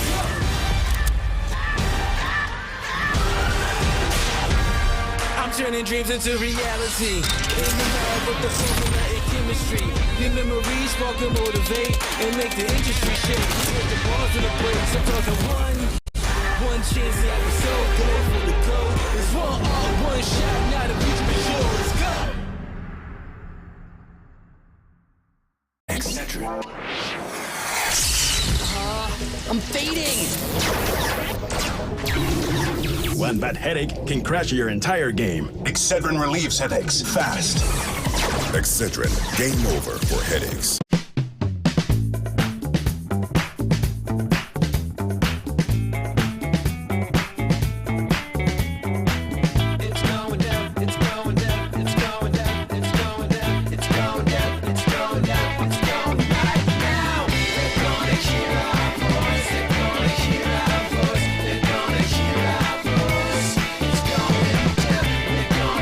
Some noise.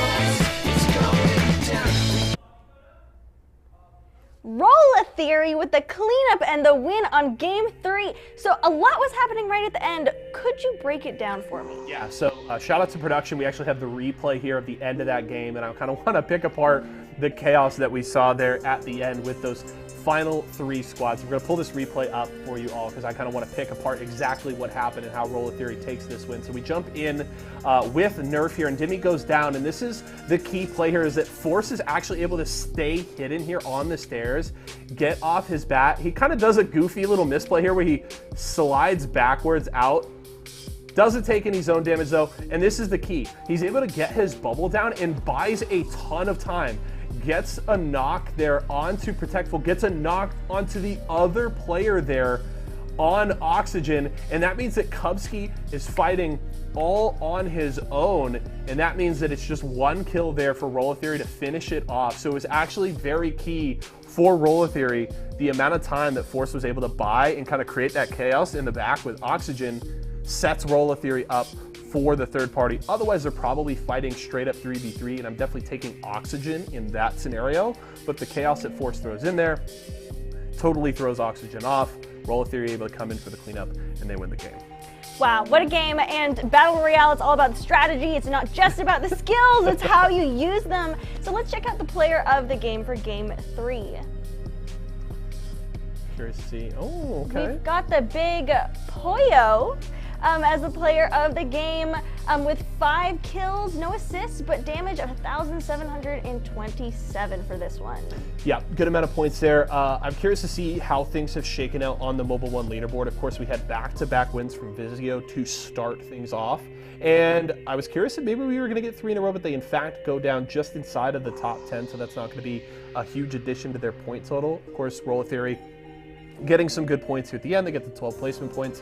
I'm curious to see how it shakes out and if they have closed the gap with Vizio in any sort of significant way. I didn't see where Roller Theory was on that leaderboard prior to Game 3, so I'm not sure exactly how they stand, but of course makes things interesting going into the second half of the day. And we of course have to remember that now it's time for Storm Point. So you could take, all the strategies that the teams have been working with the first 3 games. Now we throw them out the window. Things totally shift for Storm Point.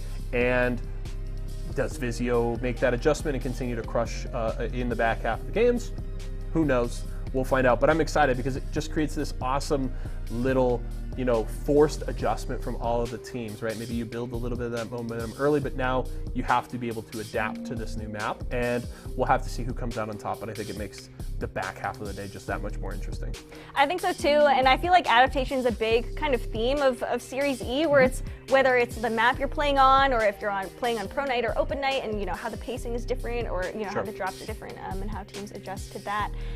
Also, if you are looking for any of products from our partner brands, you can check them out at walmart.com/esports arena. If you need some new Razer gear, if you're looking for a new Intel processor, if you want to pick up a Nerf gun to play around with your friends. Definitely going to grab me some Nerf blasters for my new apartment. That'll be the right little gift for the roommates. Have a little fun. So I think I'll do that. Walmart.com/esports arena, you said? Walmart.com/esports arena. Okay, very cool. I'll definitely make sure to check it out. I'm glad you're going to check it out. I'm going to check it out too. I hope you check it out too. Any last thoughts before we... I'm ready to go. I'm looking forward to the Storm Point games. I think it's going to be fun. I'm expecting Vizio to come out swinging and probably at least get 1 more win in these last 3 games, but we'll see if I'm right. Who knows? We'll see how they do. So we are going to cut to a commercial break, and then we're going to be back for Game 4 on Storm Point.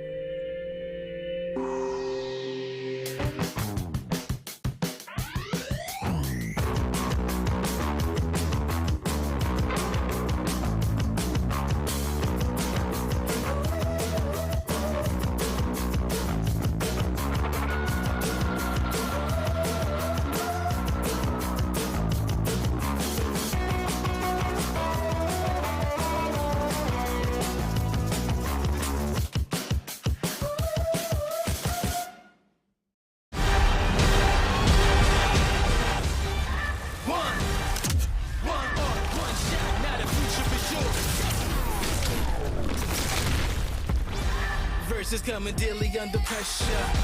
Working on applying the skin. The true side trademark is at the edge of your dreams. I'm talking. Yeah. One shot, now the future is yours.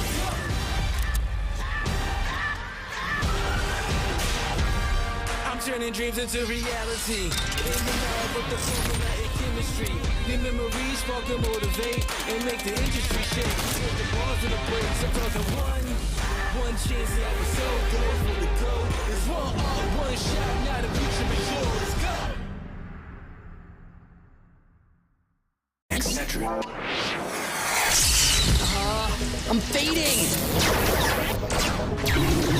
One bad headache can crash your entire game. Excedrin relieves headaches fast. Excedrin, game over for headaches.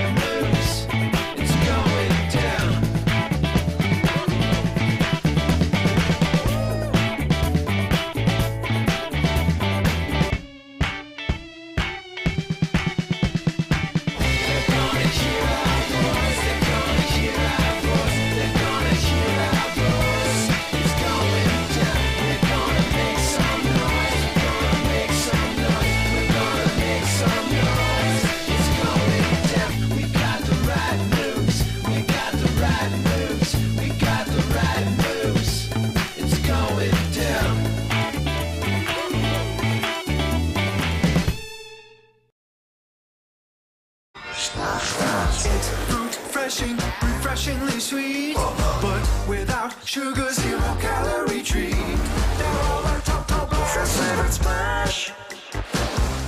It's fruit freshin'.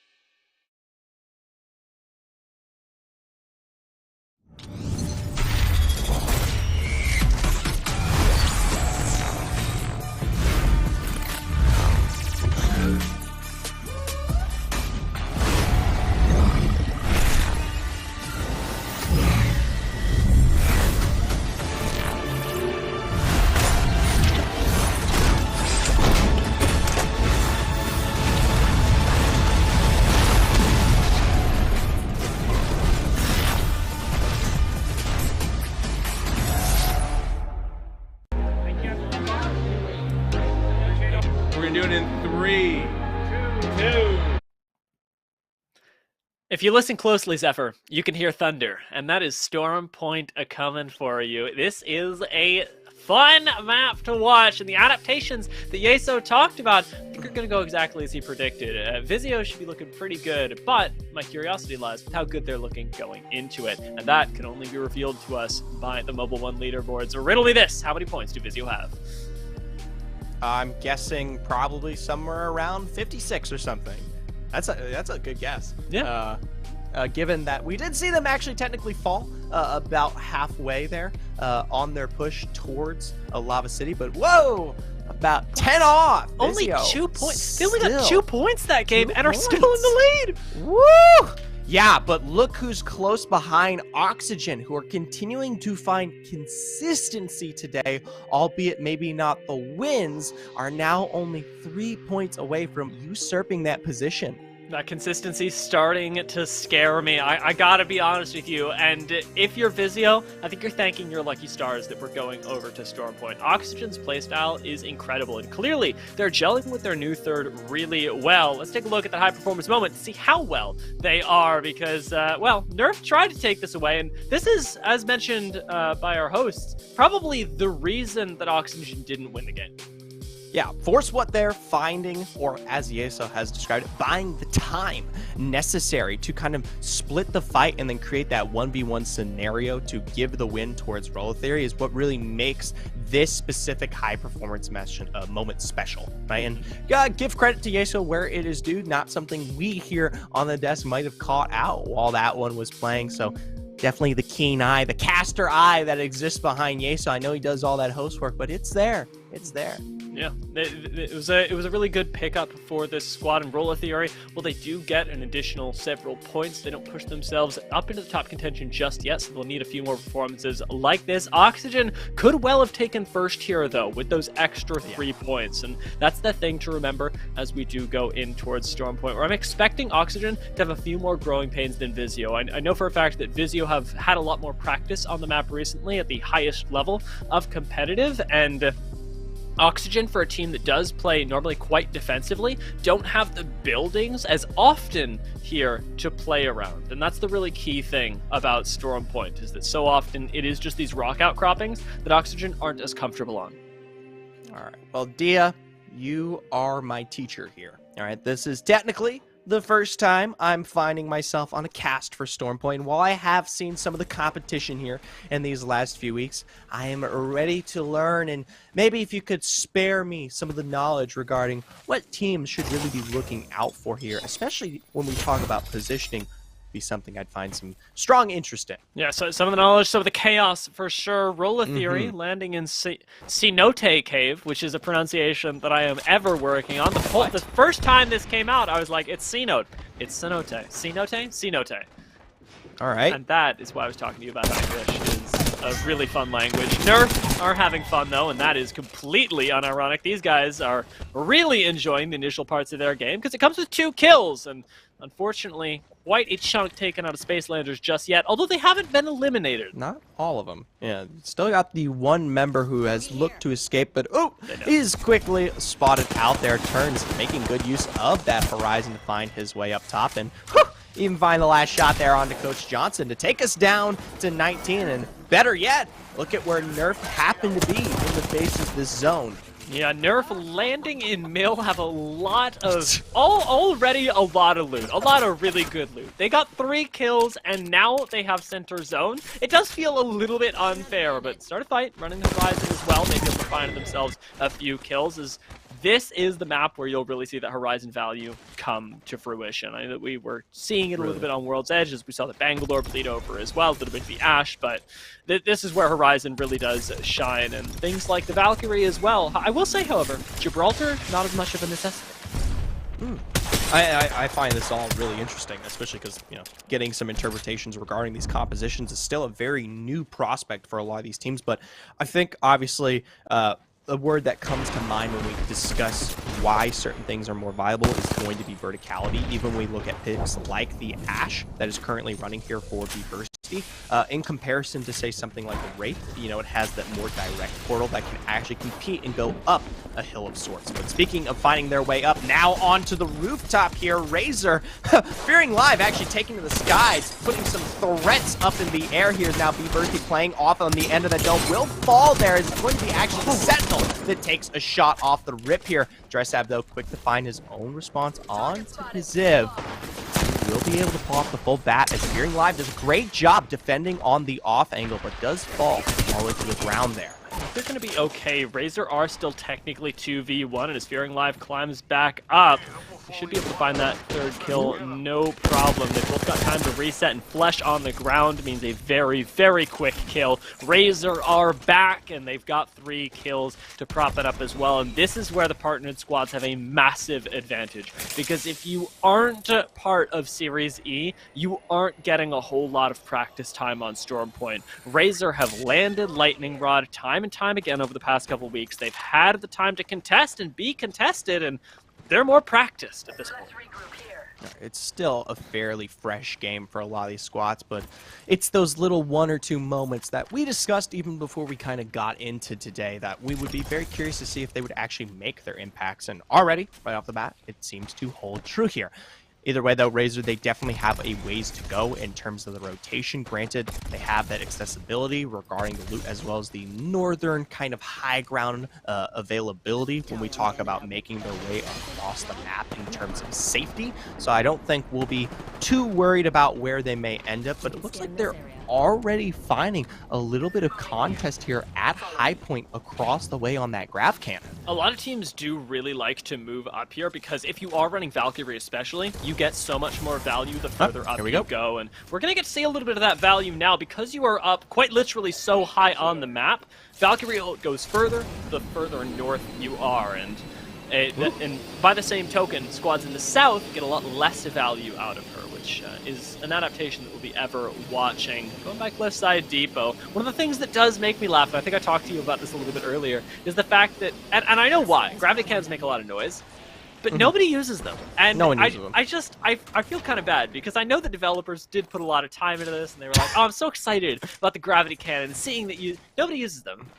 It's just kind of depressing. Well, hold on, Dia. You know, when your point is, you know, technically half a POI away, and you know, dropship comes through and you're unable to make it there, you know, you're forced to use a grav cannon or two, whether you like it or not. You know, so maybe not the use you're looking for out of them, but the necessary. They use them only when held at gunpoint. Like, you have to, or you will die. Well, you know what? That's kind of... you have no choice. I mean, you set it up perfectly. Either way, Razor, they've made their way down here. You talk about the extended rotation. They're now off on the cliffside depot here. Still a very, very extended ways away. They've got definitely some time on their belt if they want to make their presence known in terms of when we look towards, you know, Command Center, Stormcatcher, Cascade Falls, those being kind of on the edge, the cusp of this round one, but still really, you know, pulling for that. Surprisingly taking much more time than I would have expected here. I mean, I guess this goes back towards comparisons because I'm definitely still looking at World's Edge in that kind of eye. There does seem to be a heavy-handed rotation that you see in World's Edge. Teams tend to play for those central zones very aggressively and from right in the get-go. Is that, say, something similar that you see on Stormpoint?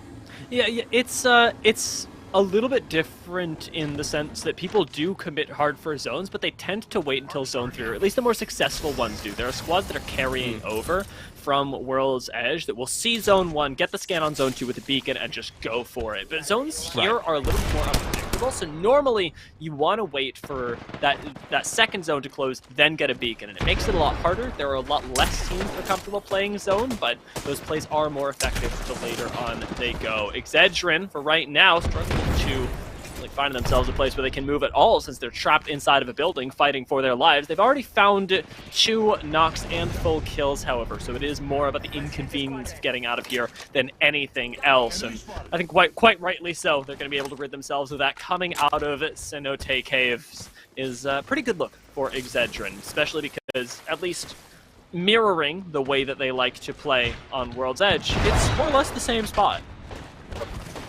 They continue to find some aggressive moves here, looking to follow up on what was that initial fight there. This is actually Intel, who hosts himself inside this building. All 3 members actually looking fairly healthy in response to what was that initial trade there. And now Excedrin actually pushed out towards the tree line here. Intel may be able to take advantage of this one. I am curious to see why Excedrin pulled so hard out from what was, in my opinion, a very nice building to hold. Finding the 90 crack, it looks like Intel are receiving some shots from a third party. Fearless has already used both the smokes, but doesn't have cover to retreat with, but he keeps finding these wingman shots. Exposed now to the flesh, though. He's going to have to pop a bat, but doesn't have a safe place to do so. Remember, Gibbyless is this composition from Intel. They've got not even the reposition from Capra to keep them safe. A very nice tether, though. Does get unleashed the singular knock, and they're going to be looking for a second. As again, Fearless does live up to the name, sprinting forward on the Bangalore, finding the knock and wiping out Excedrin.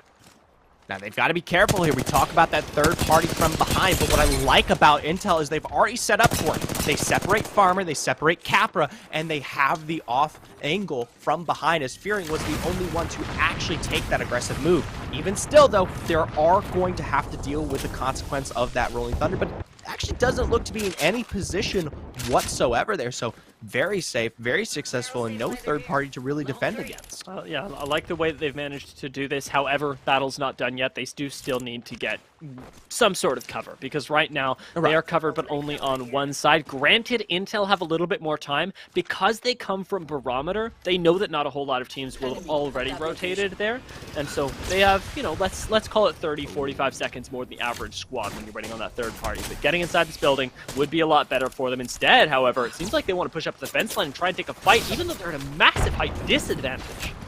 It's not just one squad there. You've got the further ridge pulling out more towards what is that kind of cusp between Treasure and Medina Island in the mill, as well as this fight here. But now, start a fight. They're already continuing their aggression that we saw from earlier on in this game, picking up kills of their own here out by Antenna. Matt Pickett does fall entirely, but they should be able to route directly towards that respawn and find their way back towards a full squad here. And I believe that is now the second roster that we've seen start a fight pick apart here in this game alone. Yeah, I'd like to see a view of the map if that's possible, because one of the things that has started becoming more common in the highest level games is multiple people taking rotations through Launchpad. You'll just sort of funnel in through Launchpad, go through Antenna, Gale, whatever you need to, but especially when zones pull a little bit further away towards things like Mill and Cenote, you'll buy yourself time with the Replicator that in this case is over at Antenna. So there may still be squads in the area, and Matt Pickett may have been spotted out. We'll get a chance to find out a little bit later on as Droolers, literally as we talked about. Okay. Already sitting here on Launchpad, taking advantage of utilizing that Replicator, like you said, but probably one of the furthest teams out from the zone here, which brings me to my next question on my hunt to learn more here. What is your opinion regarding playing center and playing edge on Stormpoint? What do you think holds more of an advantage here? Because in my opinion, we're seeing some really slow edge play on Stormpoint that really never exists on World's Edge. Yeah, to echo what we started talking about earlier, playing zone in the same way as you do on World's Edge is not good. It is really, really rough for you. If you want to try and get in that early, it's quite bad. I think that the zone play style that we talk about when we're thinking about plays on Stormpoint has a lot more to do with that late rotation. We're going to call that zone for now, and the other one is something else entirely. However, when we're going for that versus the I'm going to hang out outside until zone 2, almost zone 3, I actually kind of prefer the second option, waiting as long as you possibly can. And a big part of that has to do with the fact that I believe as of this moment, the biggest way to win on Stormpoint is to decide where you think the zone is going to go and fully ape for the god spot of that zone. No holds barred, splash like they are getting aped on right now. You literally just decide where the ring is going to go, and I suppose take down as many kills as you can on your way there. And for splash, this is unfortunately hurting them, but we knew it was coming. Well, they are able to find their way back into the building here, as Redeem, being the squad against them, aren't quite able to find the best of positions there, but they did find that knock on to Z Davis. He is going to be fully picked back up, but I love the drop down there from Oi Senpai to find his own angle, but from behind, it's Oxygen coming through the third party this one. Oi Senpai did play that miraculously, but it just wasn't miraculously enough. Oxygen have themselves a really nice spot in the ring now. I believe one that a lot of other teams would be envious of is there's a very good chance that zone pulls over towards them. Cubs is going to be able to heal up in its entirety, and now you've got the building as well. This is something that comes in very high demand on Stormpoint because there aren't as many of them. You don't see as many birthday cakes as you do on World's Edge, but now it's looking pretty good. Intel's looking even better for us. That's straight up a knock onto Black Hand. Black Hand here now down one member, sliding forward with that Mastiff Capra, playing on the back end of that dome there. Still able to find the 63 necessary to take down Rain. Goat is able to find that R99 onto Fearless to bring this to a 2v1 situation, but one more rip on the Spitfire will secure this squad out. Another excellent 3v3 taken out here, and it is relatively isolated. No one in the area just yet. And start a fight, the squad that would have been approaching from the east now maybe spotted out there. So Intel do get to retreat back into the building. We'll see if they take another fight, see if they collect more kills. They've already got 7 of them. Ooh.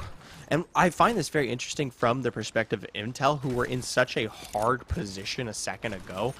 They took a very aggressive 3v3 contest, which is, say, something that I don't usually see on the likes of World's Edge, right? And it's the fact that teams are more willing to compete for these positions, especially since, you know, you don't really have the opportunity to play this open ground as successfully as, say, something like the other map. Well, either way, Intel, they aren't really able to find the pick that they want there onto that Valkyrie to play, as they do also have to defend against another squad here sitting the edge of this hill, as they do have their backside still available to play through, though, on that building. Bangalore smoke keeping you pretty safe for the moment. We may see another Valkyrie ultimate, so Intel, I think, wisely backing up, are going to get themselves a little bit more cover to see if the Valkyrie comes over them, and more importantly, to keep themselves from being third-partied from the previous Valkyrie squad that went over. Now they've got Edge Ring. There's plenty of noise that they've made to let people know that they're here, and in this specific case, it's a lot better for them. The Zone 3's coming in, and remember what we talked about with Zone 3 on World's Edge? It slaps. Oh, it slaps, and this one will be sure to do so, as most teams are forced very, very deep here onto this cusp between the Medina Island and the Mill, more directly in play here, as Nerf, another squad who I've discussed my feverish support for in the past, is looking fairly well of their own, taking advantage of the island in its entirety, having that kind of southern control of what is a very tight zone on these two POIs. Where are we getting shot from? Even Turns is a little bit confused. He's like, where are all these bullets? But I think he's got a good angle to find them. Oxygen, perhaps not as good of an angle right now, as they get taken out entirely by Steamrollers, who really live up to the name, and now prove that it wasn't just the fact that there was a third party in game 1. They're the ones that take advantage of this, and that's some really nice, if not redemption, sort of assertion. In fairness, it was Roll of Theory who pulled off that win in the third game there. Rollas. So we've got double Rollas in the lobby. But I will say this, Roll of Theory was in that 3v3 situation in the building prior to the end of that final zone, where we actually saw that last fight. Either way, now Intel taking this towards the farthest north building available here on Mill. This is where we saw other squads in heat a moment ago, and they're taking complete control of the upper angles, but defensive bombardment is going to pressure them from this rotation that they want. Deadly right now, and it is making life so hard for the squad on the inside. However, Capra does get caught, pulls out the R301, but it isn't enough to even break the shield. Fearless does manage to, but now it's moving down Horizon, and oh my lord, just playing around these little holdups on the building should be enough to start a fight as they clean up house. And Intel do get taken out there in pretty clean fashion, I might add. The roll-up and start a fight was nice. Start a fight on a different kind of game now that we find them on what is Storm Point, right? And the fact that they come out extremely far from the antenna kind of area and still are finding success into these next kind of 3v3s on the very, very edge of zone kind of bolsters the point you were making earlier about, you know, that being a successful move. Speaking of successful moves here, Vizio continuing to defend their southern position where they hold Ridge, and Scissors and Phony. This is those angles we love to discuss, the 2-on-2, finding success there as they wipe the entirety of the Asuras. Take a look at that map, though. 15 seconds left for Vizio, and at this point, you gotta be in God's spot. I don't know who is right now. We haven't gotten a chance to look at who's actually in ring. I suspect that it's Razor, but Vizio are looking like they're like, it's Nerf. It's Nerf. Vizio are looking like they're likely to go out around the top 3, maybe a little bit less if they can't amend this very quickly. They should know it. They've had plenty of experience here, and we'll see if they can get some creative angles. But right now, this is Nerf's game. Yeah. Dia, did you know that it happens to be nerf or nothing? I did. Well, that might be something that proves here as these zones close in, because it could potentially be nerf or nothing. Start a fight, though. We talk about 3v3 contests. They're going to put this to the test directly into the hands of nerf, as they're going to play around the backside of this island on the top of this dome. And unable to really get the grasp, as there's the black hole to potentially pull this one forward as they find their way on top. Dome for dome there. Aves down. Matt Pickett and Crummy forced to drop inside there, as Nerf do a great job defending from what was a very intense redeploy. Yeah, Nerf were at a breaking point in the decision making. They either had to turn and fight or give up the building, and I like that they turned and fought. However, they've got to worry about third parties right now, because they haven't actually cleaned up this fight yet. Force what is knocked, and now there are people quite literally knocking on the door. Perhaps they're sealing, the better word. A very nice use of the Horizon Tactical from turns, buys them time to res, but Force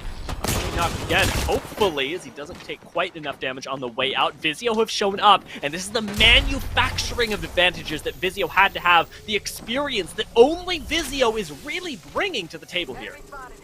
Sadly, though, they really aren't able to find their way into that dome. There's not many angles to work with for them, and now Vizio are forced to pull back directly towards this rock here, as it looks like they might be defending or looking to take some KP from some of these other squads. Not really willing to go for the direct fight against Start a Fight and Nerf just yet. What I do like is they obviously keep this one spaced out. Fury still sitting in the center of this other dome prior to what will be close. I can't believe that Nerf are still alive as well, because we know how devastating the third party would have, could have, should have been. Vizio weren't quite able to do it. Instead, top 5 right now. We'll see if they end up making it in, as they still are outside of the ring. And this is just one of those things where kind of unlucky, but we'll see how they end up managing with it. Cloud9 have done exceptionally at figuring their way into rings that shouldn't favor them at face value. Vizio may be able to do the same thing, as already a very nice beam from the Volt does send Force what packing back to shielding and start a fight, maybe sent to the grave very soon. Surprisingly, Matt Pickett taking to the skies is not punished, and he still lives on the inside of this dome as Nerf continues to defend their position. That defensive bombardment, though, will be forcing everybody inside, as now Carnage Cowboy, Young Pup, the Roller Boys make their way forward to try to contest. Vizio here, they're not taking any pressure. Notice this. They're still holding the outside with no real fight just yet. I love the way that Vizio are playing this, because again, they put themselves in a position where they're not the squad that should be focused. There's so much happening in this building. Why would you look at us? They're biding their time, and right now, just 50 seconds until the last ring starts closing, with them having just a sliver of cover on this rock. This is what Storm Point gameplay is all about. And surprisingly, a team that hasn't found really any success today, Team Philippine, they're the ones who hold this rock currently. That is where the zone more than likely will start to pull out and finish towards here. And you can see Vizio, they want to take advantage of not only the backside here of this angle that they now find with Fury, something we talk about all day long, but also potentially this 3v3 position as they throwing down those arcs, trying to find those ordinances, trying to take this one away. These arc stars are so delicious. My God, everybody's got red shields in this final circle as well. It is just carnage in the center of the map. 1 second left, just like that. Final zone is starting. Vizio find themselves with very little cover, but they do have bank smokes, and out goes the rolling thunder to try and finish off another squad. We're down into our top 4. Very soon it's going to be top 3. Just like that, 2 kills picked up. Vizio going to find a third, and as rolling thunder claims a kill, we are in those top 3 with Nerf still defending. Patty and Carnage Cowboy holding the low ground. This is tough here. Vizio need to make sure that they're not the first to be in direct kind of focus, especially with Nerf now finding that revive, I believe, in that last moment there. Demi on the ground floor. Rolla potentially making their way out final as this zone begins to choke here. Vizio, though, they still have all the cover to their advantage. Turns back in play. Scissors quite wisely ended up tanking a little bit of the zone in order to stay alive there. Now with the black market down, you've actually got the chance to shield swap to loot, to take as much time as you need. Vizio have ordinances for themselves as well, and they know exactly what's going up, down, up on the high ground. They've got some trouble coming their way, but I still say the shield battery should be enough. A very, again, nice use of the rising Q, as Nerf do not want to go down to Vizio. They don't want to give this to another partnered squad, but there is fire in the water, and as we are down to our top 3, Dome down. Look untouchable. They've got to go, but they're being full sent on as Nerf desperately refuse to lose this game to Vizio, instead giving it up to Steamrollers for the win. Steamrollers, they take it in stride. They watch the fight play out, and they find their way to victory off the end of that third party. Another Rolla squad now finding victory here in the face of Series E Open tonight. And you said it well, not willing to let another partnered squad find that kind of victory, taking it away in those final moments as Rolla comes in to clean up. And it's a really good play as well, because if you're taking down Vizio before you're getting more points than Vizio. You can start catching up, and those Mobile 1 leaderboards are going to be pretty darn spicy if you ask me. To get the real lowdown on this match, though, I think it's only fair we throw it over to Yeso and Kaisa after a short break.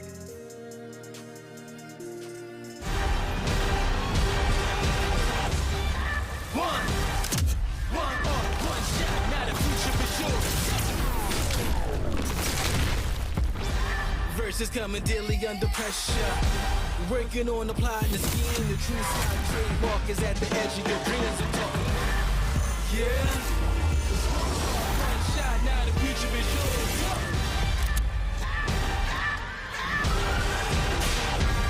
I'm turning dreams into reality. In the lab with the formula and chemistry. New memories spark and motivate and make the industry shake. Put the bars in the breaks. I'm talking one chance that was so good for the code. It's one shot, now the future is yours. Go! Etc. I'm fading! One bad headache can crash your entire game. Excedrin relieves headaches fast. Excedrin, game over for headaches. It's fruit refreshing, refreshingly sweet, but without sugar, 0 calorie treat. They're all our top fresh flavored splash. It's fruit freshen.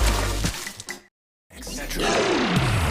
Now, even the biggest headaches are toast. Excedrin keeps your head in the game. Or no more throbbing noggins. Excedrin, game over for headaches.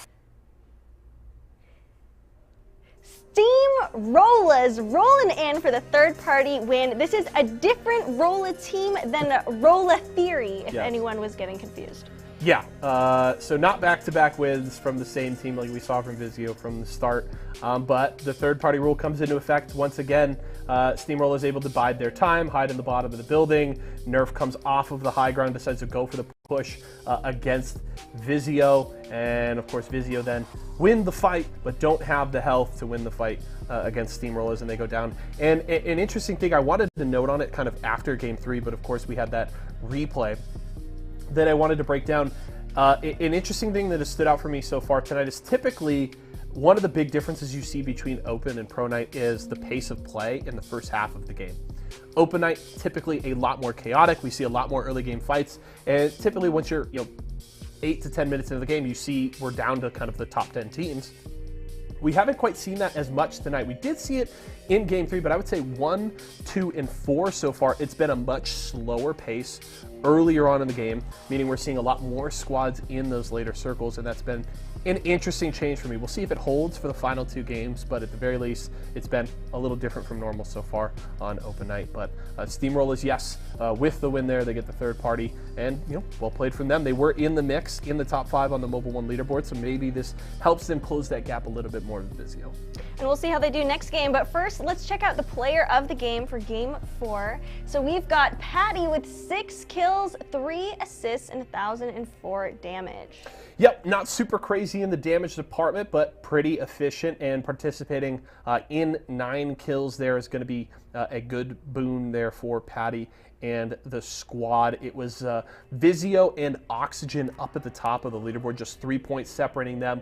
The one hard part here is if you're trying to catch up to Vizio, when they pull up ahead that far and they have 46 points in their first 3 games, you typically have some good ground to make up, and it makes it more difficult when Vizio still gets into top 2 and still has, I would say they had at least like 8 to 10 kills in that game. We got to see them wipe one team before that final circle. So it does make it a little more difficult when they're still out there fragging out, even if they aren't winning games. So it's been a really good night for Vizio so far. 2 first-place finishes, a second place as well, and they haven't finished outside of the top 10, so they're looking really good tonight. We'll see if maybe Steamrollers, Roller Theory, maybe even Oxygen can be that real big challenge, but they only have 2 games left to close that gap.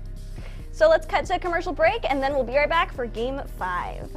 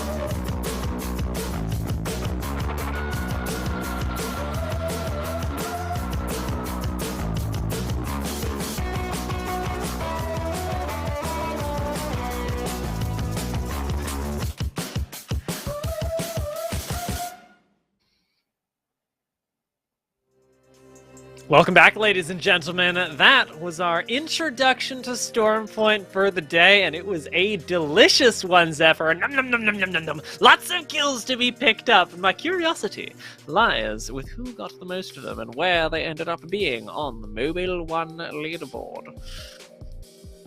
There we go. Mobile leaderboard. As Zephyr recovers, Vizio is still. I'm sorry. There's a little bit of air and breathing necessary to find my way back to the desk from whatever alien methods were found there a second ago. Still, I am rejoiced by some commonality, something I'm familiar with. Vizio in the lead, albeit the gap has widened. It is only now by an additional 2, as Steamrollers, coming off the back end of that win, are now only 5 points behind, usurping the position that Oxygen had held out of World's Edge. Yeah, that leapfrog is looking nasty for them, but to the tune of about 10, 11 points is a pretty big difference, and with 2 games to make it up, Steamrollers are looking like they are picking up steam. Let's take a look, however, to see who made it into our Mobile 1 high-performance moment, and naturally, it was the end game where Vizio had a rough time, but defended pretty darn well. Yeah, Vizio finding their way back towards this rock fairly early on against Philippines, and then continuing to now then take the assault against Nerf as they found their way forward. And surprisingly, even though Nerf kind of pulled the trigger here, looking to take away points from Vizio, being another squad that is also sponsored here at Esports Arena, they actually didn't succeed. They still placed third. Vizio came out on top and were able to successfully defend against that push. Granted, they had the cover. They had that position to work with. I love it, the moment just before it cuts over to Steamrollers that you see ForceWhat just sliding in on the ground. He's like, "Let's go!" He's all upset. I love it. He's got this warrior attitude about him. That's what I like to see on Stormpoint. Steamrollers as well. You'll notice we're using the Digi Threat. You want to pick up the Digi Threat if you're playing on Stormpoint, because there are Bangalores on Stormpoint. Digi-Threat sort of makes that a null point, if you will. So as we drop in, we'll see if we get any more of those crafted up. Curious to see how things start off for this one. Thankfully, I mean, it's an interesting thing to discuss, but I think it is prevalent for Stormpoint, is the fact that dropship, it splits directly through the center of the map, so northern teams are going to find themselves more successful towards their POIs at a quicker rate. And while that is not always something to question, it's a serious thing. When you do get it split, you know, directly horizontally, there is difficulties, you know, regarding making your way towards the northern. You can already see Razor start a fight. Everyone's already in position, you know, up towards things like Lightning Rod and High Point.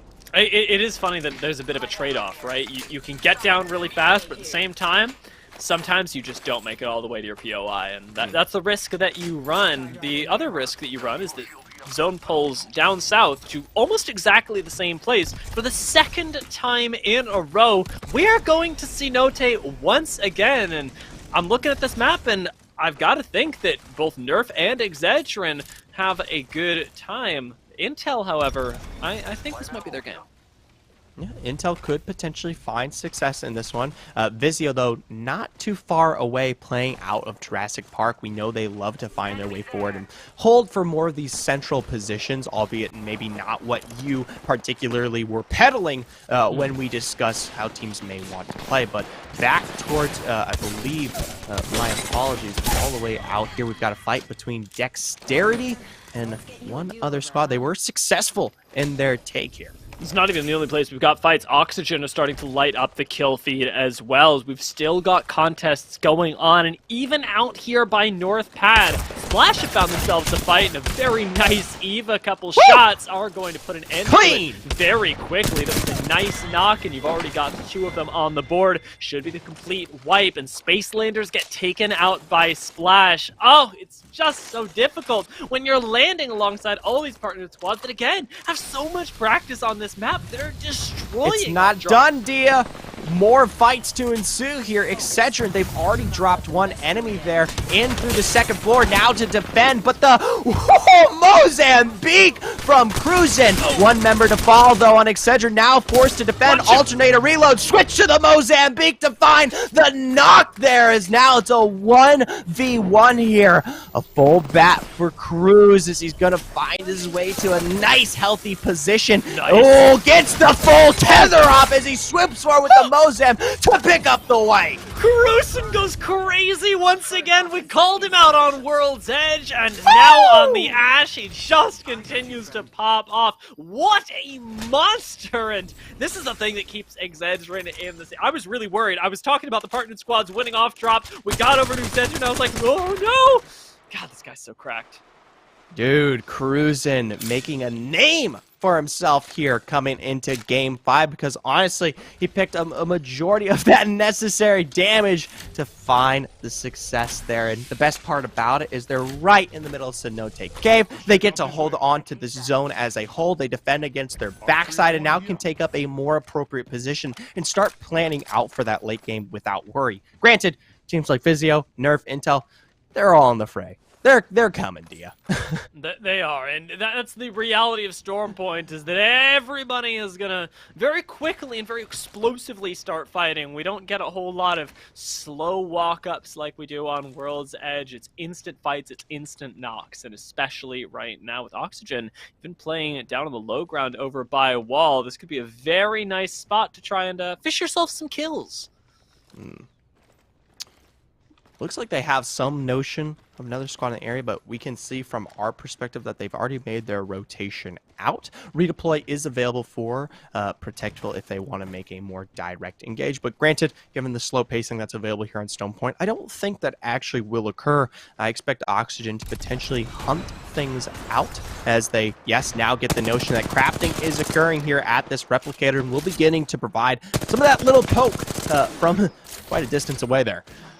Really good skirmish for Oxygen because, as we talked about last game, it does give them the opportunity to sit outside of the zone for a while, take what should be an isolated 3v3 as there aren't too many rotations that come through this side of the map, and then perhaps be able to turn that into a beacon scan, a more ideal position in a ring. But if you start this off early, a very nice Skynade comes in. Defensive bombardment as well to follow this up, but since you've already got a knock, well, you're going to find more. Protectable manages to get away on slivers of HP and, doesn't make it to the building as the defensive bombardment punishes his eagerness. Overall, though, Oxygen should be pretty darn comfortable here, and a 1v2 does still go in their favor. So Rez on Protectable is going to be relatively safe. They'll get back into the game, and again, with 3 additional KP. Hey, it works for them. Roll of Theory, though, they're finding their way out. And once again, a bit of a sad shame, especially coming out of Game 4 where they drop in what was 17th place here this time around. 15th, a far shy away from the win we saw out of Roll of Theory on the final stage of World's Edge there in Game 3. So hopefully maybe they find a little bit more effort coming into Game 6 here, but their journey is done for now. Back towards Antenna, though. Jewelers, just trying to find their way through. It's a fat vehicle. I don't blame them. The Tridents, they're thick. I am really impressed that they actually managed to make it through at all. I didn't think Tridents could go through there, but you live, you learn, and Vizio are definitely living. We'll see who ends up learning in this situation. It may just be them, as on the outside of Cenote Cave, they've taken a different approach to this game, trying to get a little bit further in towards at least the initial zone and playing the outside. The zipline, a dangerous prospect, does get covered by the Bangalore smoke from at least one angle, but Phony still gets taken down to flesh and still very vulnerable here. He's going to have to play a little bit more on the inside. I think you play the village down on the bottom, try and replicate a few shield bats if you can, but you need sustain in a big way. I'm interested to see if that decision may have came about from the fact that potentially there's a squad already here at Village that they can't quite play into, or maybe potentially we're reading into this too much. Vizio just happened to be out on position towards the western end, and then that's just a forced rotation for themselves. They were going to go for the Cenote Cave play in the long run here. Either way, there's not much pressure, but still high ground advantage found from enemy here. Taking to the skies with this Valkyrie to find the wingman shots necessary to take Fury down, and the rest of the Excedrin roster quick to follow up here, right above them. The Excedrin advantage, right? They end up landing Cenote Caves and pick their, I don't know, wherever they want, really. Yeah, they can go wherever they want, man. I wanted to say they had their pick of the litter, but that doesn't really make sense. The point is they get to play the game in whatever way they so desire. And if it's sprinting around Cenote Caves, finding kills left and right, that's what they're going to do, and Vizio can't really stop them as guests in their home. Now Fury, the full thirst here, and they're going to try to turn around, find what little poke they can, but the job is done. You've already lost, honestly, in my opinion, one of your strongest and most capital members here on the Vizio roster. We talk about Fury and the success of him as an individual, not just today, but over the course of Series E. The fact that you're now a two-man without him is something that goes against a lot of how Vizio love to play this one out, especially when we discuss angles and their position, how they set up for these central zones. I mean, if they don't find that banner here within the next 53, this might be it for Vizio tonight. And one of the scariest things is, like, even if they do, where is your safety, right? It's so difficult to play when you're already hemmed in by at least 2 squads from different angles. Redeem, however, they've got a little bit of a different perspective. They're not hemmed in by anything, playing in where Endgame was just moments ago, a few minutes, actually. Redeem, you get plenty of time to poke people out with the 301, plenty of ammo that they've got as well, so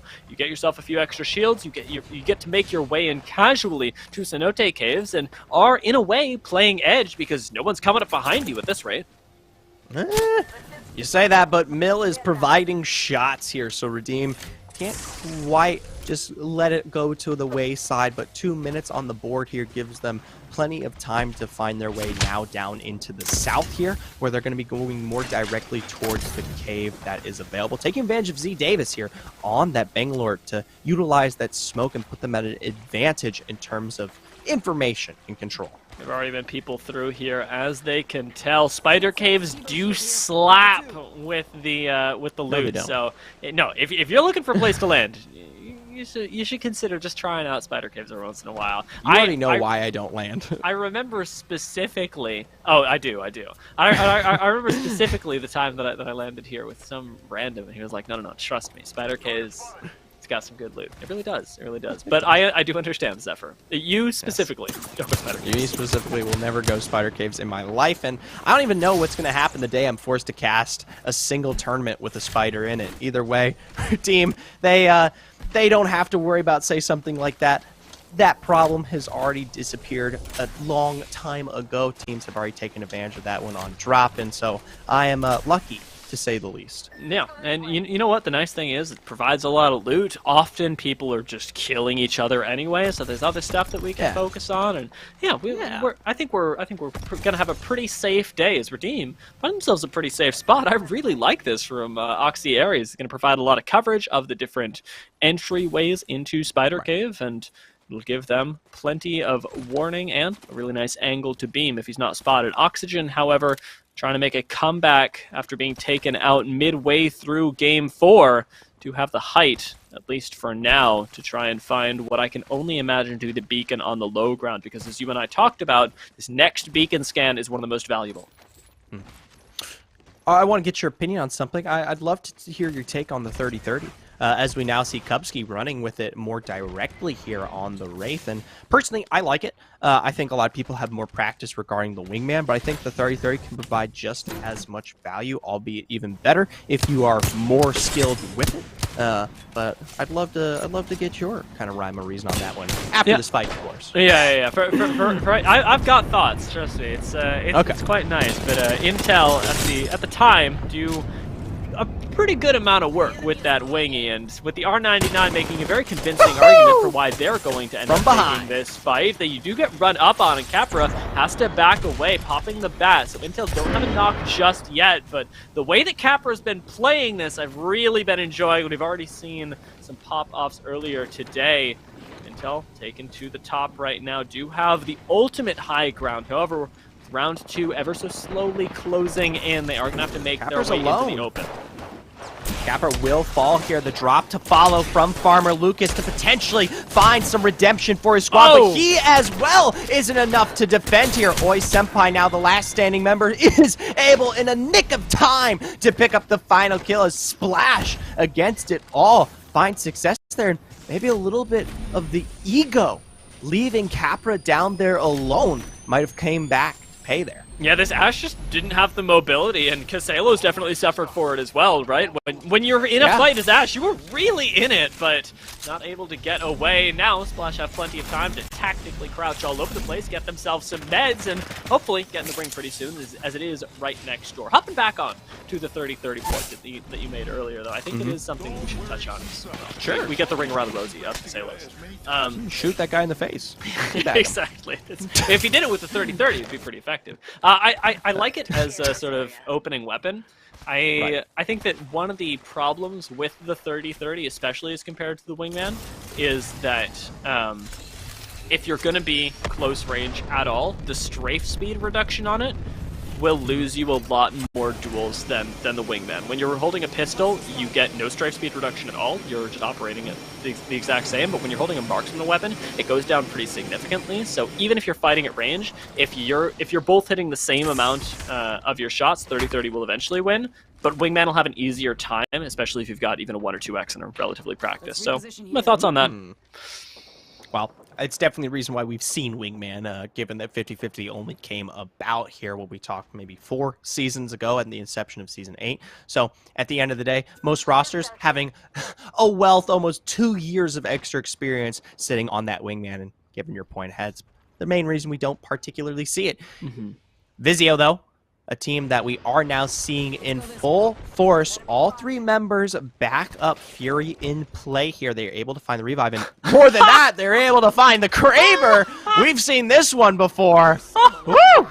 How wild is it that we leave Vizio going, nah, these guys are done. They can't get the banner back. We come back, and they're wielding a Kraber in the same spot that they died, 5 minutes ago? These guys are nuts. They're crazy, and I love it.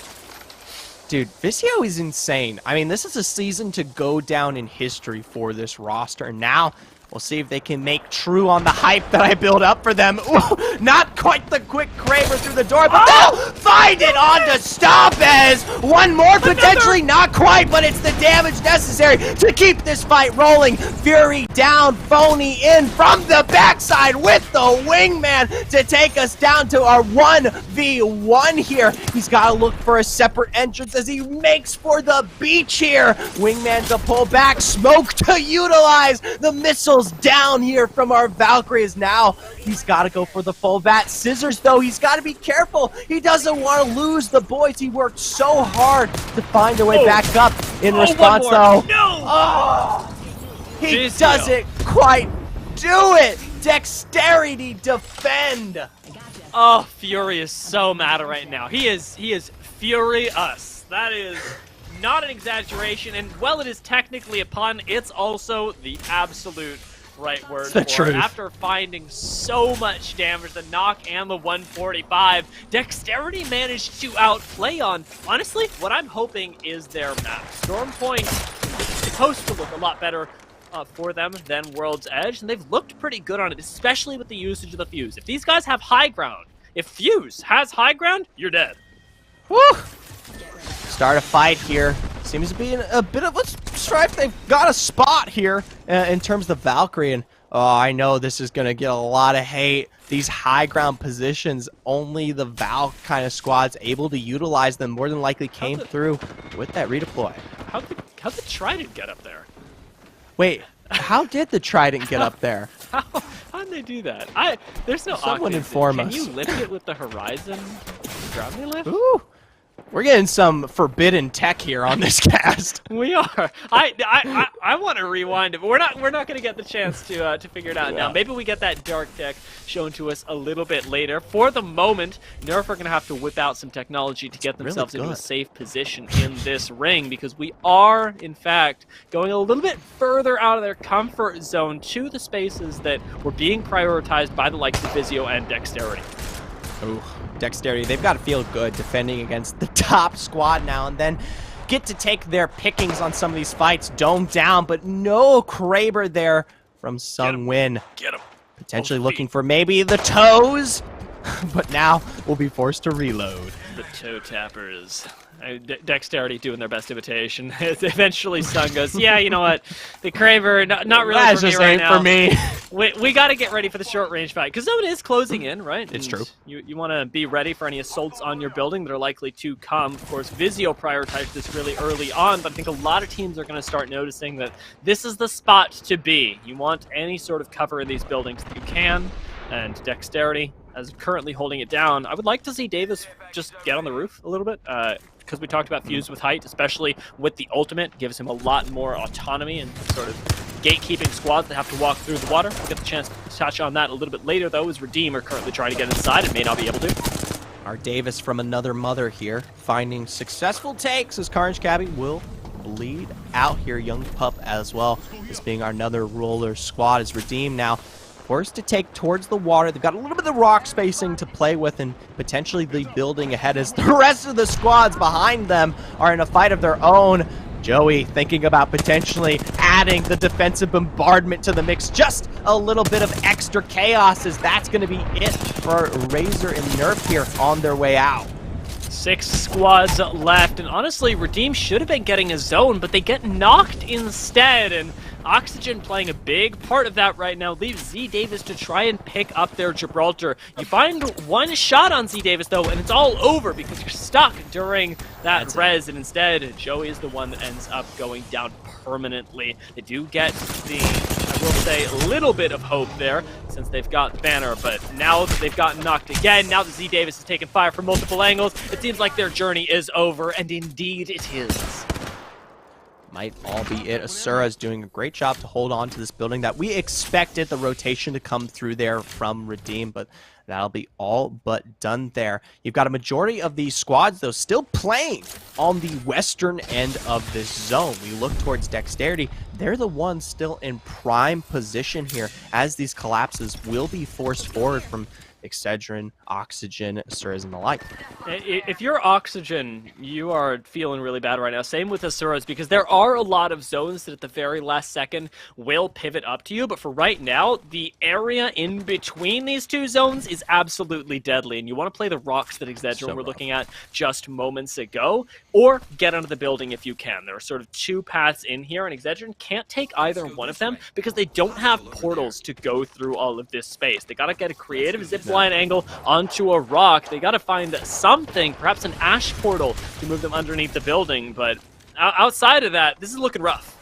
Yeah, dexterity definitely, like you said, very early on when we first approached Storm Point, you hold that God position, right? And then anyone who tries to play into it is at an absurd disadvantage in comparison to some of these other maps. Now Oxygen and Asuras in their own fights as Oxygen, they're going to be taking it directly towards dexterity. We talked about that top of building positioning. Now Cruisin making his own moves, all squads finding their way forward. The problem, Exarge just got to be careful. They're pinched by Asuras from behind, and Kimchi Lee into the portal there will fall in the face here of this rock.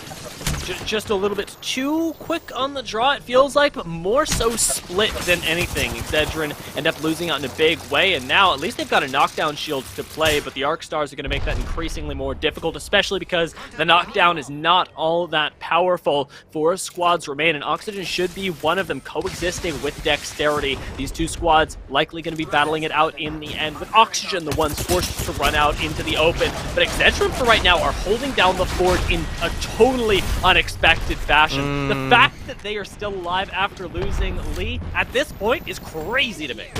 Well, Oxygen's doing a great job to provide some extra cover on the angles from the building above, as you do see nifty aims there taken out from afar. So not quite just Excedrin, but I will give them props for being in a position like this and still existing nonetheless. Either way, though, both Asuras, Excedrin, now a 2-man roster themselves here as Dexterity, they're out from the building, taking fights of their own. Shield swap for Sung Win as he's going to make his way back up here. The drop from Gilkey will be punished, but he finds his own swap for himself as Protectful's there to eliminate this roster. Dexterity changed places, and they don't have the high ground. They don't start with it. Oxygen instead are the ones with that glorious position, and Protectful now in quite a bit of trouble. It seems like Excedrin have found their way into the third party. They hear that the shots have stopped. They know they're in trouble, but they go, wait a minute, there's free real estate behind us. They move us down to the top 2 squads, and as a 2-man at the very end, may be able to do this. They've got the height. The Volt is doing so much work, but enemy needs to heal desperately, and Cruisin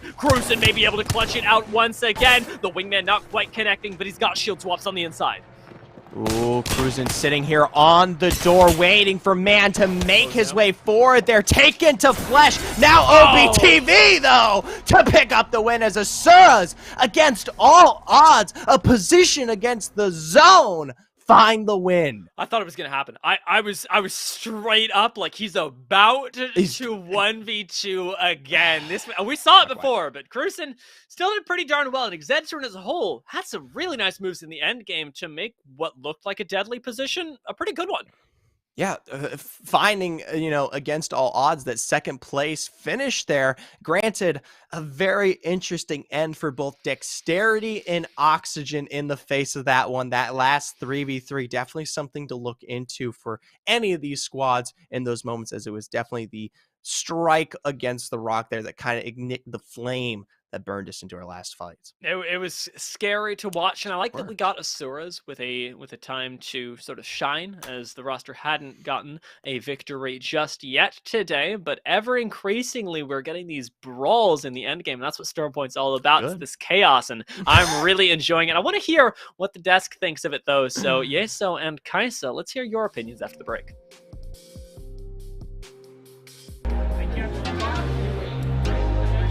We're gonna do it in 3, 2, 1.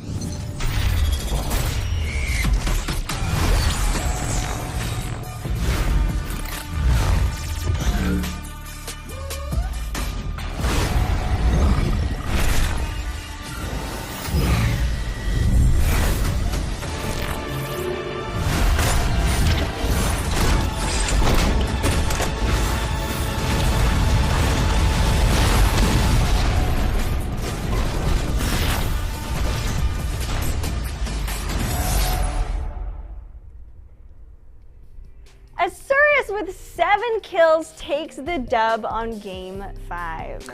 Yeah, good close from them. Of course, we saw the big start from Vizio. Now we got 3 different winners in our last 3 games. Certainly shakes things up in the standings. But one team I do want to talk about before we jump into player of the game for this one is Oxygen. We've done a lot of talking, of course, about the teams that have won tonight. Of course, a ton about Vizio. But I want to make sure that we highlight Oxygen here because while they have yet to win a game, I know they are in the mix at the top of the standings, and a big reason why is they've just been performing very consistently today and really darn well. So far through 5 games, they've got 36 kills. They had 19 assists through 4. I don't know how many assists they got in that last game, but 19 assists through 4 games.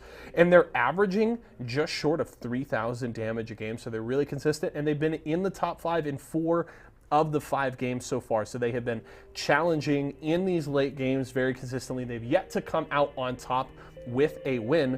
But the nice thing about Apex is you can win a night without winning a single game. As long as you are playing like Oxygen, you're consistently getting into the late game, getting kills, putting points on the board. You don't have to get that victory to win it all. And at the very least, Oxygen has set themselves up with a really good opportunity with the way they've played through 5 games. And we'll have to see if maybe they can make things happen in Game 6.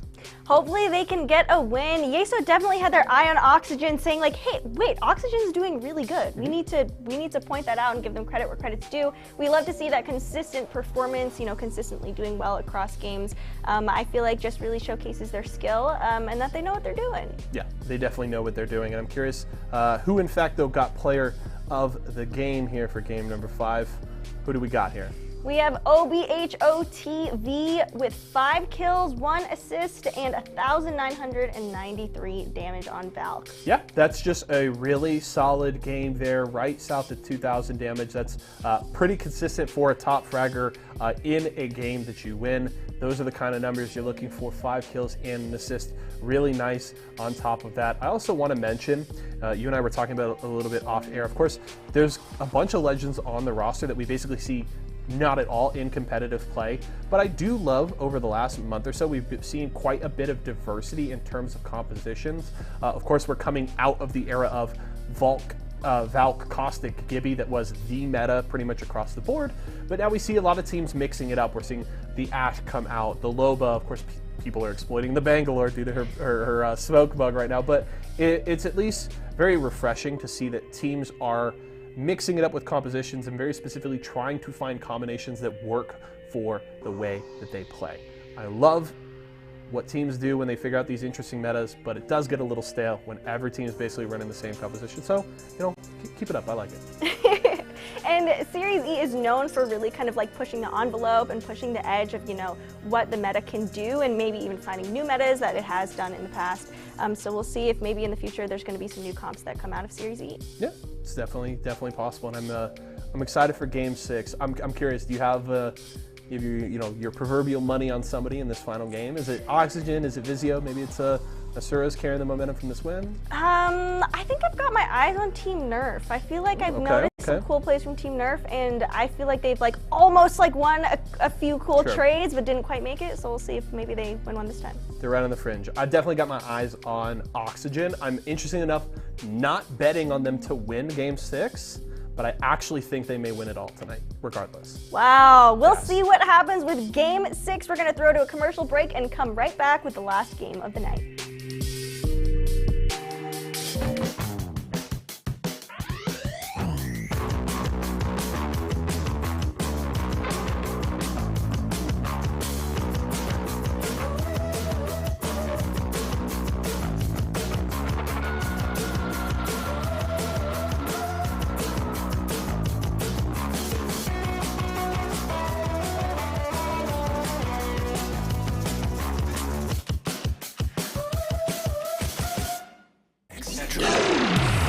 Now, even the biggest headaches are toast. Excedrin keeps your head in the game. For no more throbbing noggins.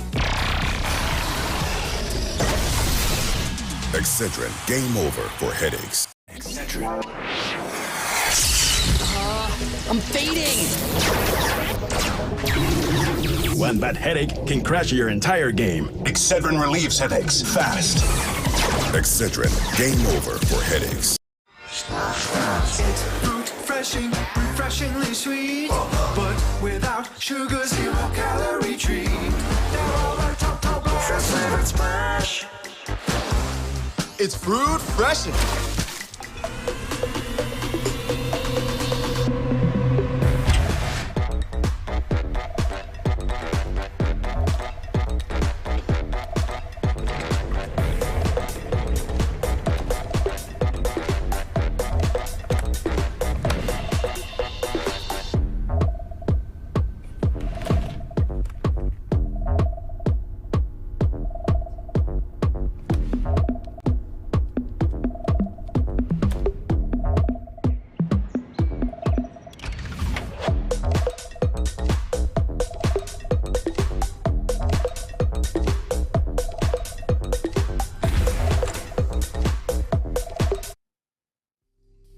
All right. We got an Oxygen prediction from Ye, so I'm pretty excited about the chance for that one to appear. We talked about their consistency earlier. However, to see how feasible it is, I think there's only one thing that we can consult. That is the Mobile One leaderboard to see where Oxygen are at going into. Holy moly, they're in first place. What the?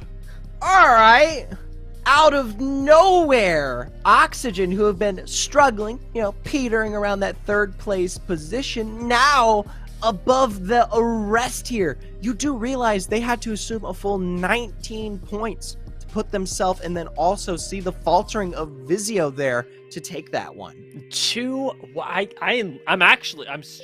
I'm shell-shocked to see them above, because I felt like the Vizio reign was going to be complete. Vizio won the very first 4 weeks, and they haven't won a week since, but I've still been convinced, this team, very strong. We know four series win streaks don't happen out of nowhere, but to see them once again put down right now, I got to see the fight in the very last series. I want to see the innovation, the gumption that's taken them here, take them to the top. But we'll find out. We'll find out what happens. Let's take a look at that Mobile One high performance moment, though. See what brought us to that finale, and it is beautifully selected. Applause to whoever ended up picking this one out, because Cruisen went crazy.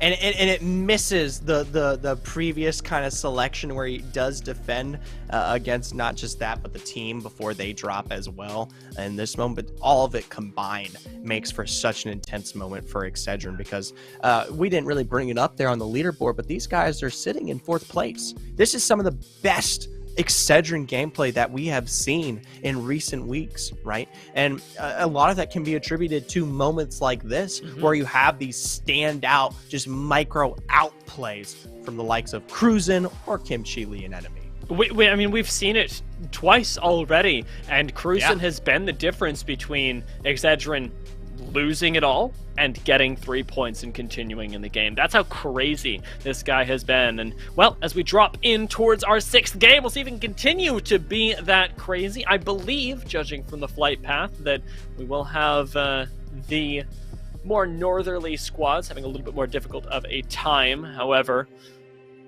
my big curiosity lies around where the zone ends up pulling us. Do we go Cenote again, Zephyr? God forbid. I would be sick of it. What I'm more interested in is the kind of toe-to-toe matchup between Vizio and Oxygen. I mean, we already brought it up, but I think it cannot be overstated. I'm going to be keeping a keen eye on both of these squads as they make our way through this game. Something to take note of is the fact that we are down 1 squad. We'll have to get an update regarding which one that may be. But it is technically 3 less points to work with. Yeah, that's true. And for these teams, right, that are battling for the top, those 3 points are going to be very important, especially depending on where that squad was dropping. Rule of Theory right now already engaged in combat. It appears as they may end up making our first squad to drop. However, as I'm looking at the kill feed, Razor are trying to beat them to it right now, and it's admirable the way they're going at it up in Lightning Rod. That will have a lot of influence over this game. Razor, should they win this, do have the highest of high ground, and in a way that is going to impact this so much. Ooh, and looks like they found the Wraith, and quickly do they fall here as Razor found most of that damage fairly early on before we had even arrived. Now, looking at Nerf, another one of our partnered squads, they themselves also potentially looking to set up a fight here. They've caught some movement outside of Mills and are now looking to capitalize. I like that they've opted for the Bloodhound even here on Stormpoint as well, because specifically when you land Mill, this sort of level 1 fighting does occur, if you'll sort of forgive the level illusion here, where you do get so much value out of the Scans. Shield swap was really nice, though, ends up keeping Nerf from finding a rock, and it is just barely that difference made. 45 found with the PK. Force What, however, not ready to absorb more damage, however. Well, he does find a little bit of safety. The rockets are coming for him. That beam from Dini, though, doesn't find the knock, and he is robbed of that because it was absolutely beautiful. Nerf still playing this on a razor's edge right now, and it's one of the closest fights we've seen. Force What finally spotted here. He's going to pick up 66 flesh, but it's Kizev to turn around and go for the full wipe here. Now bringing Nerf down to a 2-man Demi, taking to those skies, playing the top of Mill here. Might find a response as turns. Does get his own shield swap from Project Aces and takes to the beast of the hunt. Full break found their Gibraltar Dome down, continuing the fall through. But yes, a third party has arrived here as Demi falls from his position on the high ground. Is now YFP Gaming.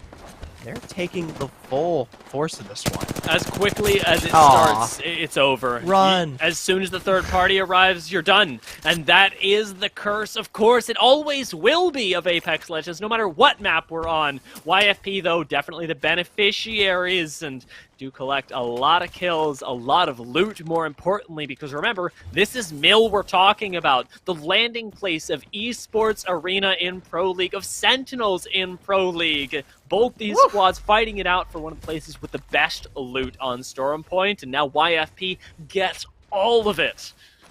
Right, and don't forget, this is not just Nerf. You also see the drop there for the Splash roster as well, off the back end of that third party. So 2 of our partner teams, one of them in a very poor position if we talk about the overall standings of Series E, now already down here. And I believe Splash, sitting kind of in that 9th place position, will drop past down below the top 10, which is definitely something you don't want to see if you're trying to pick up a majority of those points here. But hey, YFP, big success for them. We'll see how they rotate into zone. Asuras, in the meanwhile, taking what might seem a little bit of an odd rotation, but it is a move for this high ground. It's relatively difficult to contest around this rock, and if Asuras can hold on to this, they get the chance to farm up Prowlers at their leisure, as well as be relatively safe for anybody that is trying to rotate down from Thunder Watch. So Asuras holding on to this. Is that like a Canadian thing? Good. What did I say? Leisure? Oh, you know what? It might be. It actually genuinely might be. Someone check in on that. Yeah, I'm curious. I'd like to know. I do remember when I initially moved to Canada, I used to say house like a normal person, and then I went home about 2 years later. Don't say it. I'm not going to say it. I'll save your ears. I respect you.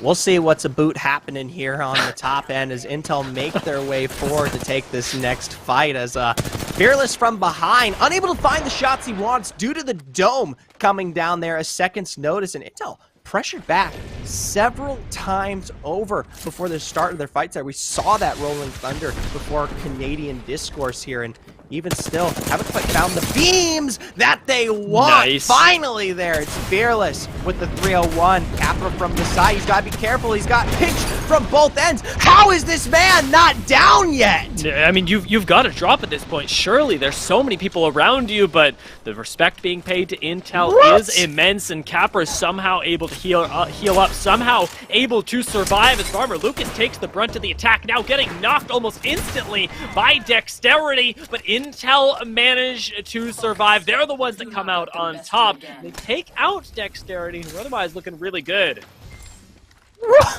Intel there on a knife's edge. We saw how much dramatic irony there was in those moments, how low they actually were had Dexterity made the moves to pull that trigger. But good rotations, a play around angles, and a nice entrance from behind there secure that fight for Intel and put them in favor here at a 10. I got to give them major props. I mean, this goes back to show you the level of just general experience some of these Series E, these partner squads have in comparison, and it really shows. And that's one of those things that we talked about at the start of the day, right? You and I mentioned that Farmer Lucas was going to be part of this roster, and that the decision making was going to be the biggest thing to watch. And in situations like that, it may have taken 6 games, but they do get a really clean approach to the fight, and it's quite literally just the way that they manage their angles that ends up saving members that were otherwise at that 25 HP mark that you're sure would have been knocked. I mean, if it's me, I'm getting knocked. Like, yeah, you can't do anything, but somehow you provide just a little bit more cover just by standing there. And Farmer Lucas able to shot call Intel to a small victory there. Oxygen, in the meanwhile, playing in a relatively safe spot for now. More of a scaling one than anything. You're unlikely to get pushed here, and if you do get pushed, you're likely to win. So you're playing for height. Unfortunately, the reality is that you're going to fight with a lot of other squads that are coming out of Stormcatcher at the same time as you if the zone pulls away.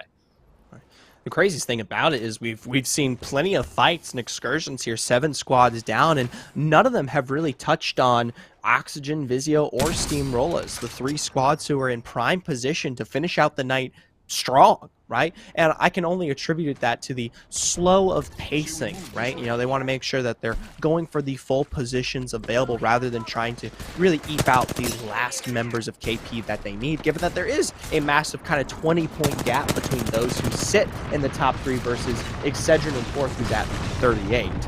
So much barrage just coming from the air right now. The Bangalore ult and the Gibraltar ult layered on top of each other start a fight who were rotating through Antenna in our very first game on Storm Point. Now do still have ultimate high ground. Should be able to bully the roster that is sitting on top of Launchpad. Start fight now. What I really like about this is the fact that they have a complete control of the backside for themselves and their own high ground here. They are going to be forced to make a heavy rotation here past Launchpad eventually, but for the time being, a better position than being right directly in the fray. But much like the redeploy we see here, more than likely going to have to see the same from Matt Pickett. I will keep everyone updated, though. We did see a little bit of a firefight take place there. Fearing Live picking up his own kills once again for the Intel roster as they do drop part of Black Hand there. And they're continuing to aggress forward. Wow, just dropping down as well, picking up the knock, and Black Hand should be going down. We even get the fade away. That was pretty darn sick. And Fearless, again, continually living up to the name, dropping down on people, taking their lives, and even finishing them out in the open. This guy's going crazy, and I like seeing him on the Bangalore.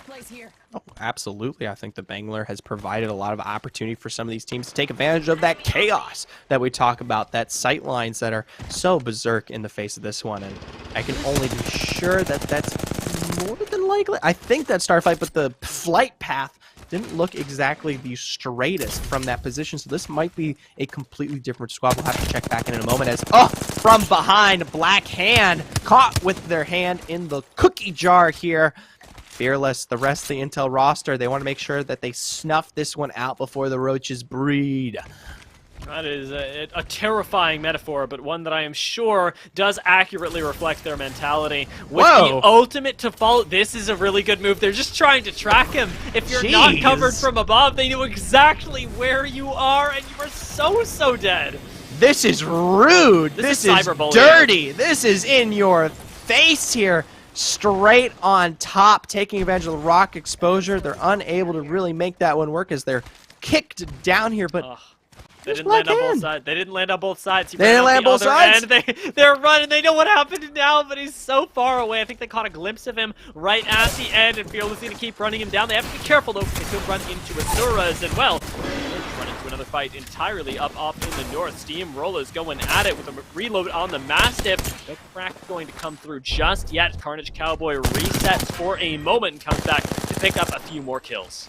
This is some of the first KP picked up by one of our top 3 squads here. Steamrollers defending their western position out of Stormcatcher, and while they're not able to pick up the full squad for themselves, it's these little bits that might put them above either Vizio or Oxygen as this game moves forward. So I like that we're starting to see that one. But speaking of Asuras, you called it, Dia. Intel running directly into him there. Unfortunate for them, and now Asuras can really take that run with it. Oxygen, in the meantime, seem like they're involved in a light engagement. We've traded damage back and forth, but we're not getting too close to it just yet because pushing up these stairs should be devastating for both squads. It's more of an Evo farm than anything, and Protectful and Cubsky are trying to get the most out of it while conserving ammunition, because there aren't a whole lot of clips in Cubsky right now, and you need to be conserving these for endgame where you're sure to encounter Vizio. We should go here. I want to take a look at where the next round is. Yeah, I'd like to see where this one might be pulling here, especially for those squads that are holding out Stormcatcher, who have the beacon available. I'm wondering if that POI is actually of interest, or we're getting a different rotation. Right? Obviously, everyone's got that Valkyrie playing into, so someone should have that available for us, and I wouldn't be surprised if it's a squad like Vizio, who sit in the very fairly center, taking advantage of that one, given how often they like to play Central Zone. But that's information that we don't quite have, as most of these teams are playing towards a snail's edge here, not really making those moves. In zones like this, Vizio tend to go towards the center of, I want to say, Launchpad, Jurassic Park, and Antenna. You know that little village right at the bottom of the ramp of Stormcatcher? Yes, sir. Yeah, that's exactly where they like to sit. I'm sure that they'll be thinking about moving now in May, try and go through something like Launchpad and around the side through Cliffside Depot. But at least initially, I think that's where Vizio sort of defaults to, and we'll see how it plays out for them as Intel apparently going aggressive. We talked about them running into Asuras. This was Asuras, in quotes, hiding place, and now, having been evidently smoked out, perhaps literally, by Fearless, Intel are running forward with no shame. Got to be careful here. We talk about those squads that are in that stairwell just south of Stormcatcher. This could potentially be a fight that ensues if they're not careful here. Intel, though, playing Exterminator this time around. They don't really care. They're going to be finding their way forward and more than likely taking a fight here fairly shortly. I like the move with the smoke as well. You know, there are squads in these stairs. You've seen it before, so at least the initial cover gets laid down. And Intel as a whole actually seem like they don't want to contest this anymore. They don't have the Ash ult to sort of close the verticality up towards Stormcatcher, so instead perhaps it's better to go around through Spider Caves. We get a chance to see what that results in later. As an attempted punch doesn't actually displace anybody, but... Was that the attempted punch? I'm not quite sure. It didn't look like he was moving there. No, I think it was just like, you know, if you hit the Valkyrie off, she's able to get back on. Just a little bit of, you know, fun between friends. I don't know. Either way, it's movement towards this village here. We do have two squads, or the one explicitly set up. This is what actually pulled Intel back. It was Farmer Lucas taking that little bit of damage there, and that was an offense to be had, right? I mean, you don't do that. Vizio's made their way up towards the northern end of the map right now and making rich use of the bow check. I like it for Loba. You're able to get quite a bit of ammunition. However, it looks like Oxygen showing up in the kill feed now set the tone. Vizio now have to get some kills because they can't just place above Oxygen. And I was about to say, that's not just anyone. That's Steamrollers, the third place team, finding a fault there in that one. And it looks like they're not completely safe as Dressav picks up his own response onto Kubsky here. So Oxygen now down to two members of their own here, as they more than likely are running for their lives. Vizio, if they just wait this one out, potentially the KP doesn't matter, DP. Or I meant to say Dia. DP, yeah. My eyes are glued to the kill feed right now, so I definitely understand, because we are very close to what could be the end of a squad, what could be the end of a journey, and what could be the rise of Vizio. Excellently placed Thermite there, I believe, as Fury does get a lot of value out of it, and actually just cleans up the kill entirely. Really, really excellent stuff from him. And Intel see somebody using the gravity cannon for the first time, and I think that we're about to figure out why that's not so welcome here. Intel round the corner, and they want these kills. Already a knockdown. Gibby's not going to be able to get that one. And you lose one as the cost of this rotation. But Intel now sniff you out, right? We've got a little bit more going on. They've got data. There are two squads in the area, and now we're seriously considering rotating this way. Oh, Intel, they've got to be careful, though. There's 3 or 4 squads now sitting on that high ground that you yourself were not contesting for. And you've even got a squad out here towards the west who haven't made their way in towards Storm Point. Farmer Lucas, he has the redeploy available. They're going to actually potentially stop that one. Wasn't quite enough damage. They were able to slip out in the nick of time. I think you got to follow this. Maybe not now, but in the next couple of minutes. Intel should have a very difficult time moving up, but they do find the stairway is mysteriously clear for now in the smoke. Fearless can't quite tell what awaits him above. Can't tell if anybody's peeking, but it's possible they try and take that angle for it since Spider Caves has already been cut off from them. It's going to be Valk or up these stairs, and it looks like the stairs are clear. How did they manufacture this? Who left this? Completely open for Intel here, and while yes, most of these major buildings are no longer available, you can't just let them walk by like this. What? It's so illegal, actually. I can't believe it until getting away with it. Nah, there we go. Oh, there we go. There we go. There's the punish. Farmer Lucas ends up going down, and well, as it only makes sense, Intel may be able to recover, however. They do have a nice bit of smoke laid down, and there isn't a whole lot of access here, so they get away with it, but not for free. There's the full revive coming out here, utilizing the full Rolling Thunder to get Farmer Lucas back up, but this gives us a little bit of a sight line here regarding where Intel have the opportunity to go. The immediate dome, or the central sphere ahead of them, is already filled, and we know the ridge had been contested from fairly early on. So Intel in a bit of a rough position because really they only have the cover of those rocks to work with, and they need to take out these squads like Excedrin from behind them before they make any prevalent rotation. Where Fearless is right now, or rather a few seconds ago, right along that line, the wall is going to be a really good place for them to play. They're going to be able to farm up quite a bit if Intel want to play a little bit safe, if they're not going for things like third parties up on this high ground. And it'll turn from a really excellent place into a really poor one as soon as the ring closes. But for right now, you turn it into KP as you can. Take shots on this low ground because Razor are going out. There's blood in the water. Dressifix goes down as well. And Intel do manage to collect at least a bit of that KP. They see somebody trying to squirm away on the side, and I believe are trading shots with Vizio as both these teams are competing for KP. And surprisingly, Intel, who was in the face of all of this, is able to take full control of this central area. No one punishing. Excedrin's out towards the northern side here and have plenty of cover to work with, and could potentially take this mono there with the nice car, the burn, the beam, cruising. We've said his name all night long, and we continue to do so. No matter what happens here, Cruisin', he's got to get my MVP for the night. This guy has just been something else, and I don't know if it's just today. Something is changing about this player, and I look forward to his continued evolution, because if this is just a run-of-the-mill day for him, if this is how he's going to pull up to every tournament, Excedrin are going to start taking off. This is absolutely wild. As they do, though, managed to recover, stabilize for the moment. They've got a zip to take them out, I believe, and more towards Vizio. They're not out of the woods just yet. There's still two squads in front of them. Vizio trading shots with right now, and they've still got a squad off to their side. So even this height that they have isn't safe. Right, Intel right behind them here.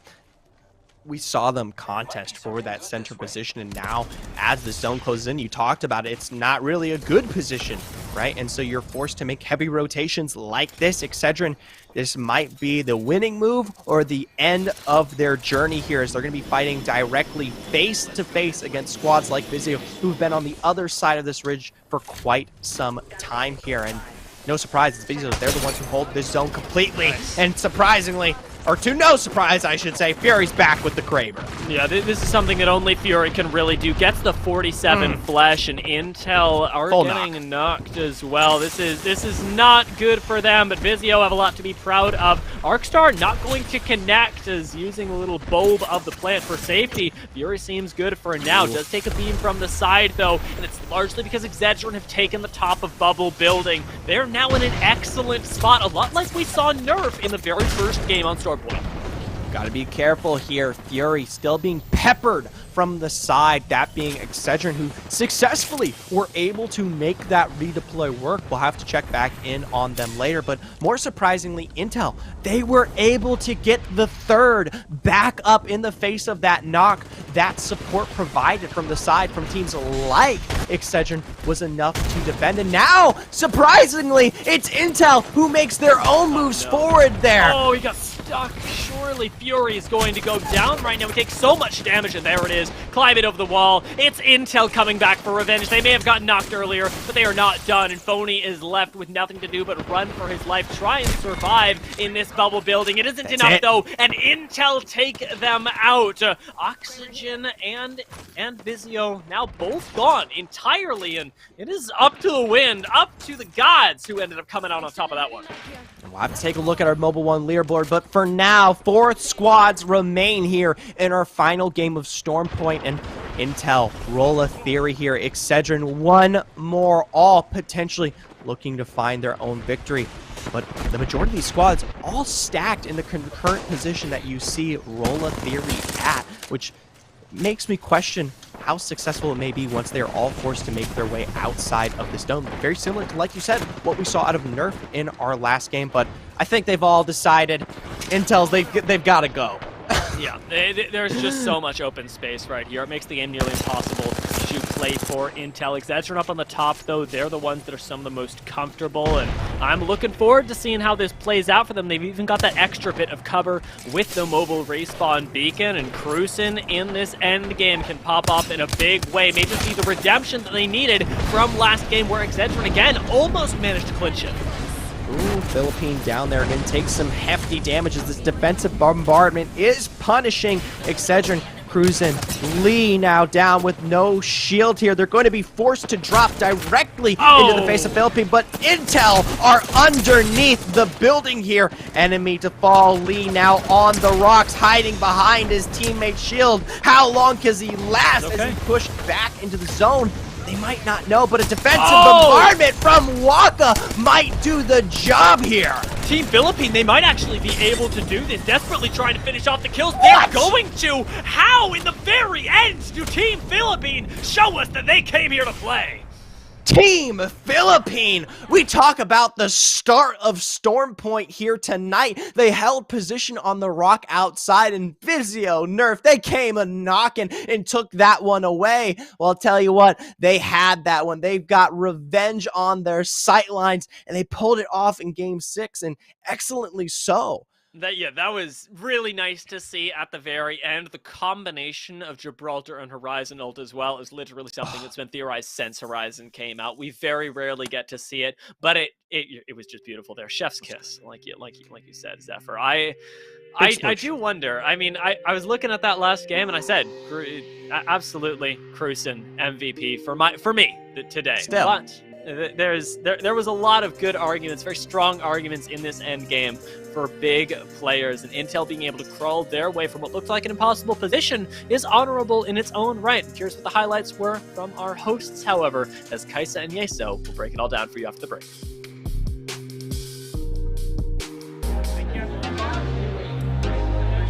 We're gonna do it in 3, 2, 1.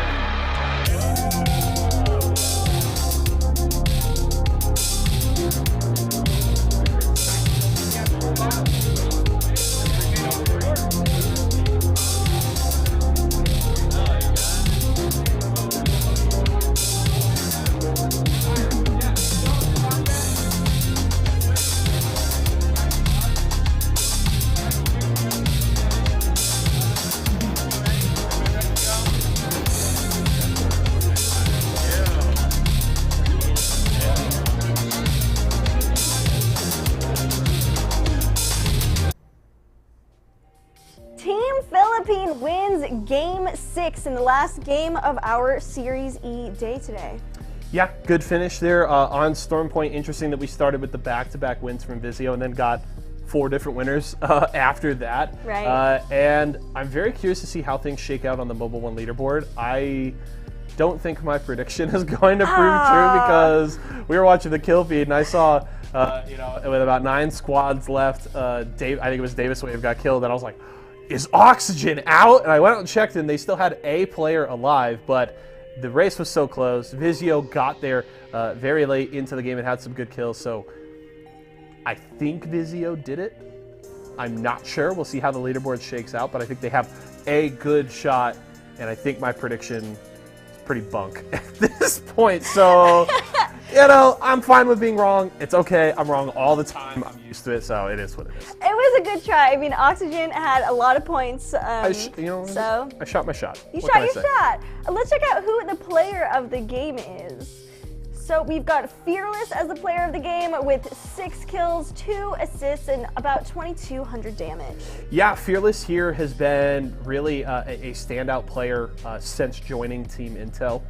And Intel, an interesting story tonight. We were actually pulling up their stats during the last game because I feel like very consistently, I feel like every game we've checked in with Intel about 5 minutes into the game, and every time we do, it's like, dang, they have like 3 or 4 kills. They won their first fight. They're doing good. And I don't think, if they did, if they made top 5 in this last game, which I think they might have, I think they may have finished 5th.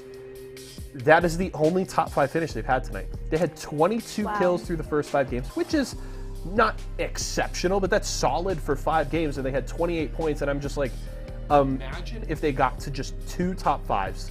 That would probably be at least another 6 to 8 kills, plus a bunch more placement points. Like, I think Intel could have very easily been in the mix for the top of the standings here tonight, and Fearless looked really good, very good in that last game for sure. And it's just like, damn, I really wish you guys had won a couple of mid-game fights, because I feel like the entire outlook of their night totally shifts if they did. It definitely does. We're going to see which team ends up coming out on top, so we're going to kick it to a commercial break, and then the casters are going to wrap it up for you.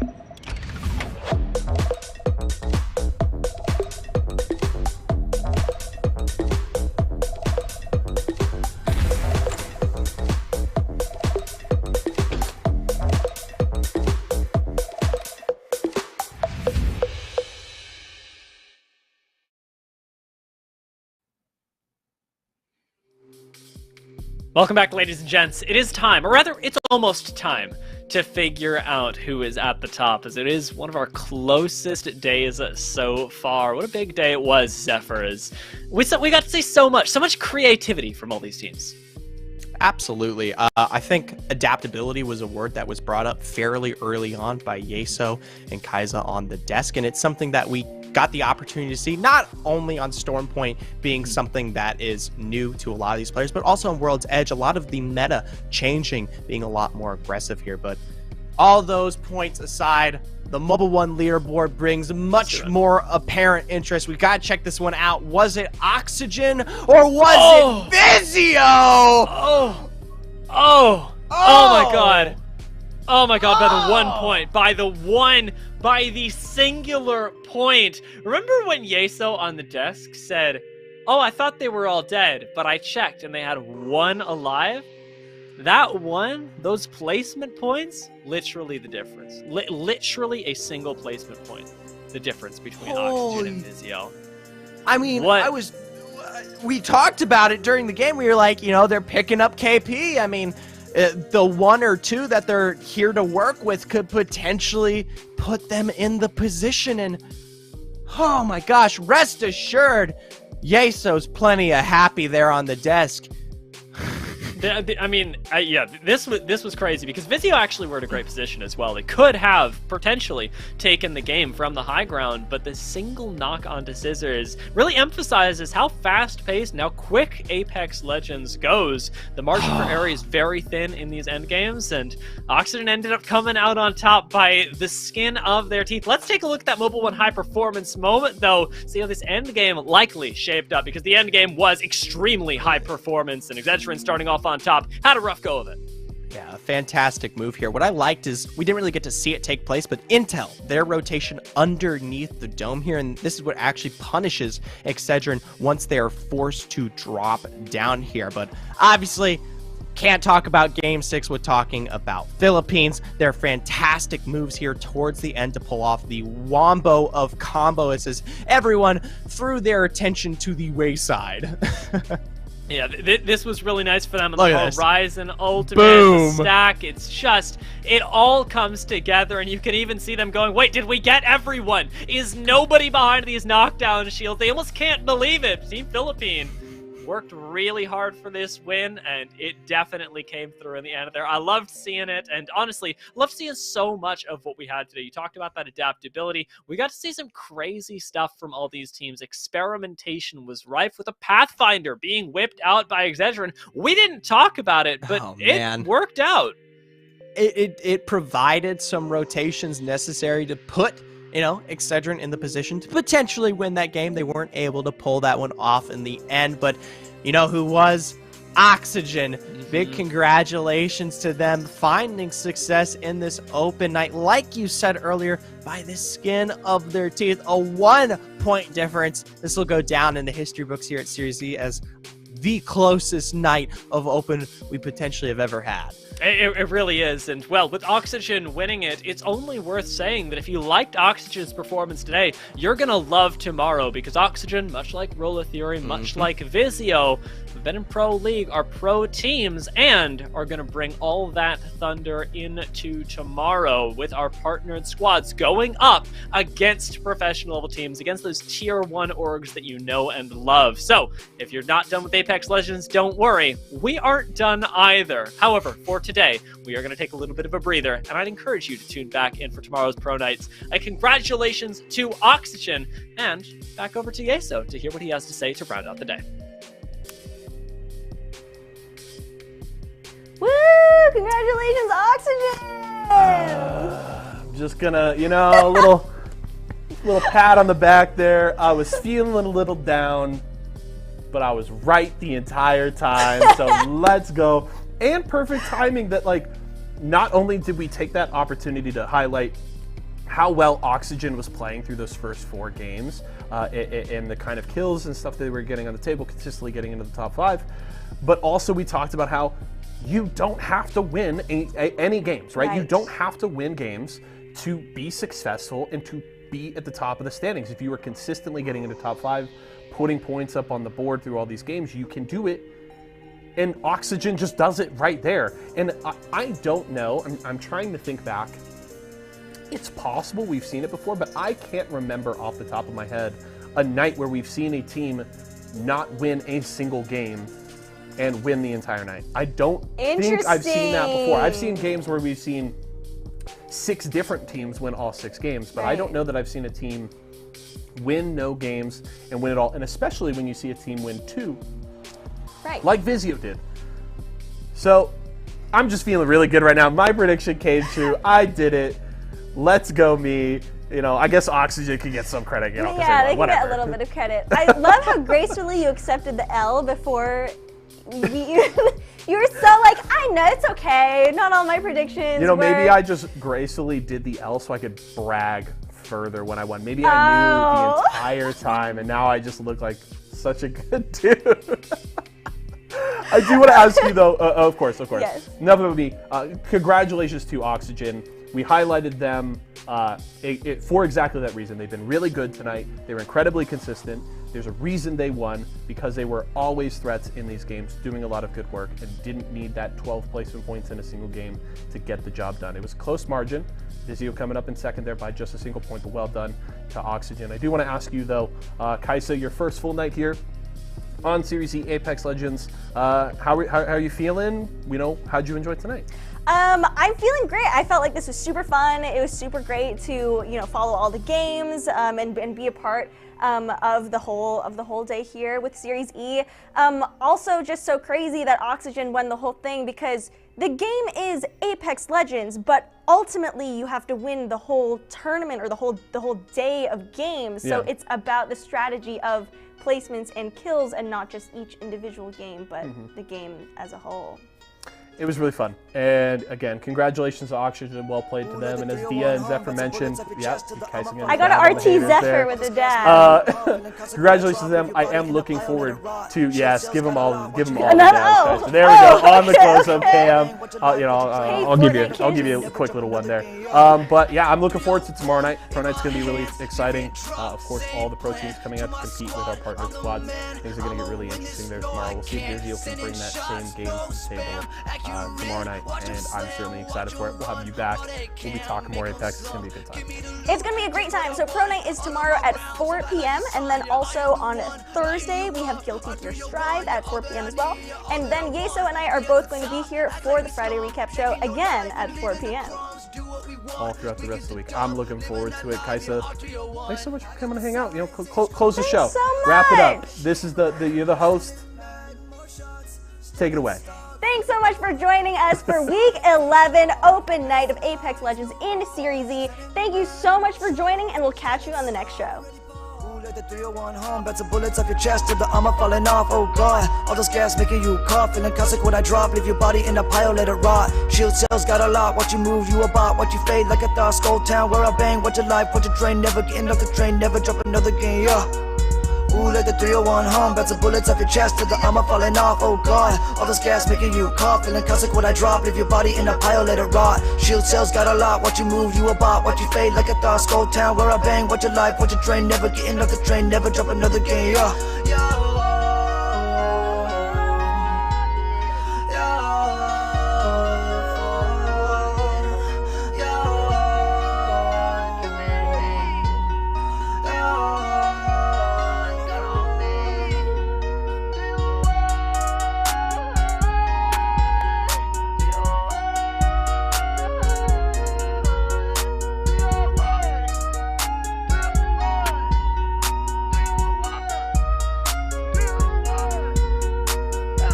Let the 301 home, bets of bullets off your chest to the armor falling off. Oh god, all this gas making you cough. Feeling caustic when I drop, leave your body in a pile, let it rot. Shield cells got a lot, what you move, you about, what you fade like a thought. Skull town where I bang, what your life, what your drain. Never getting off the train, never drop another game, yeah. Ooh, let the 301 home, bets of bullets off your chest to the armor falling off. Oh god, all this gas making you cough. Feeling caustic when I drop, leave your body in a pile, let it rot. Shield cells got a lot, what you move, you about, what you fade like a thought. Skull town where I bang, what your life, what your drain. Never getting off the train, never drop another game, yeah. I got the sight, stage cog, barrel stabilized, no rock. Standing back, more shots, standing stock, ready pop. I got the sight, stage cog, barrel stabilized, no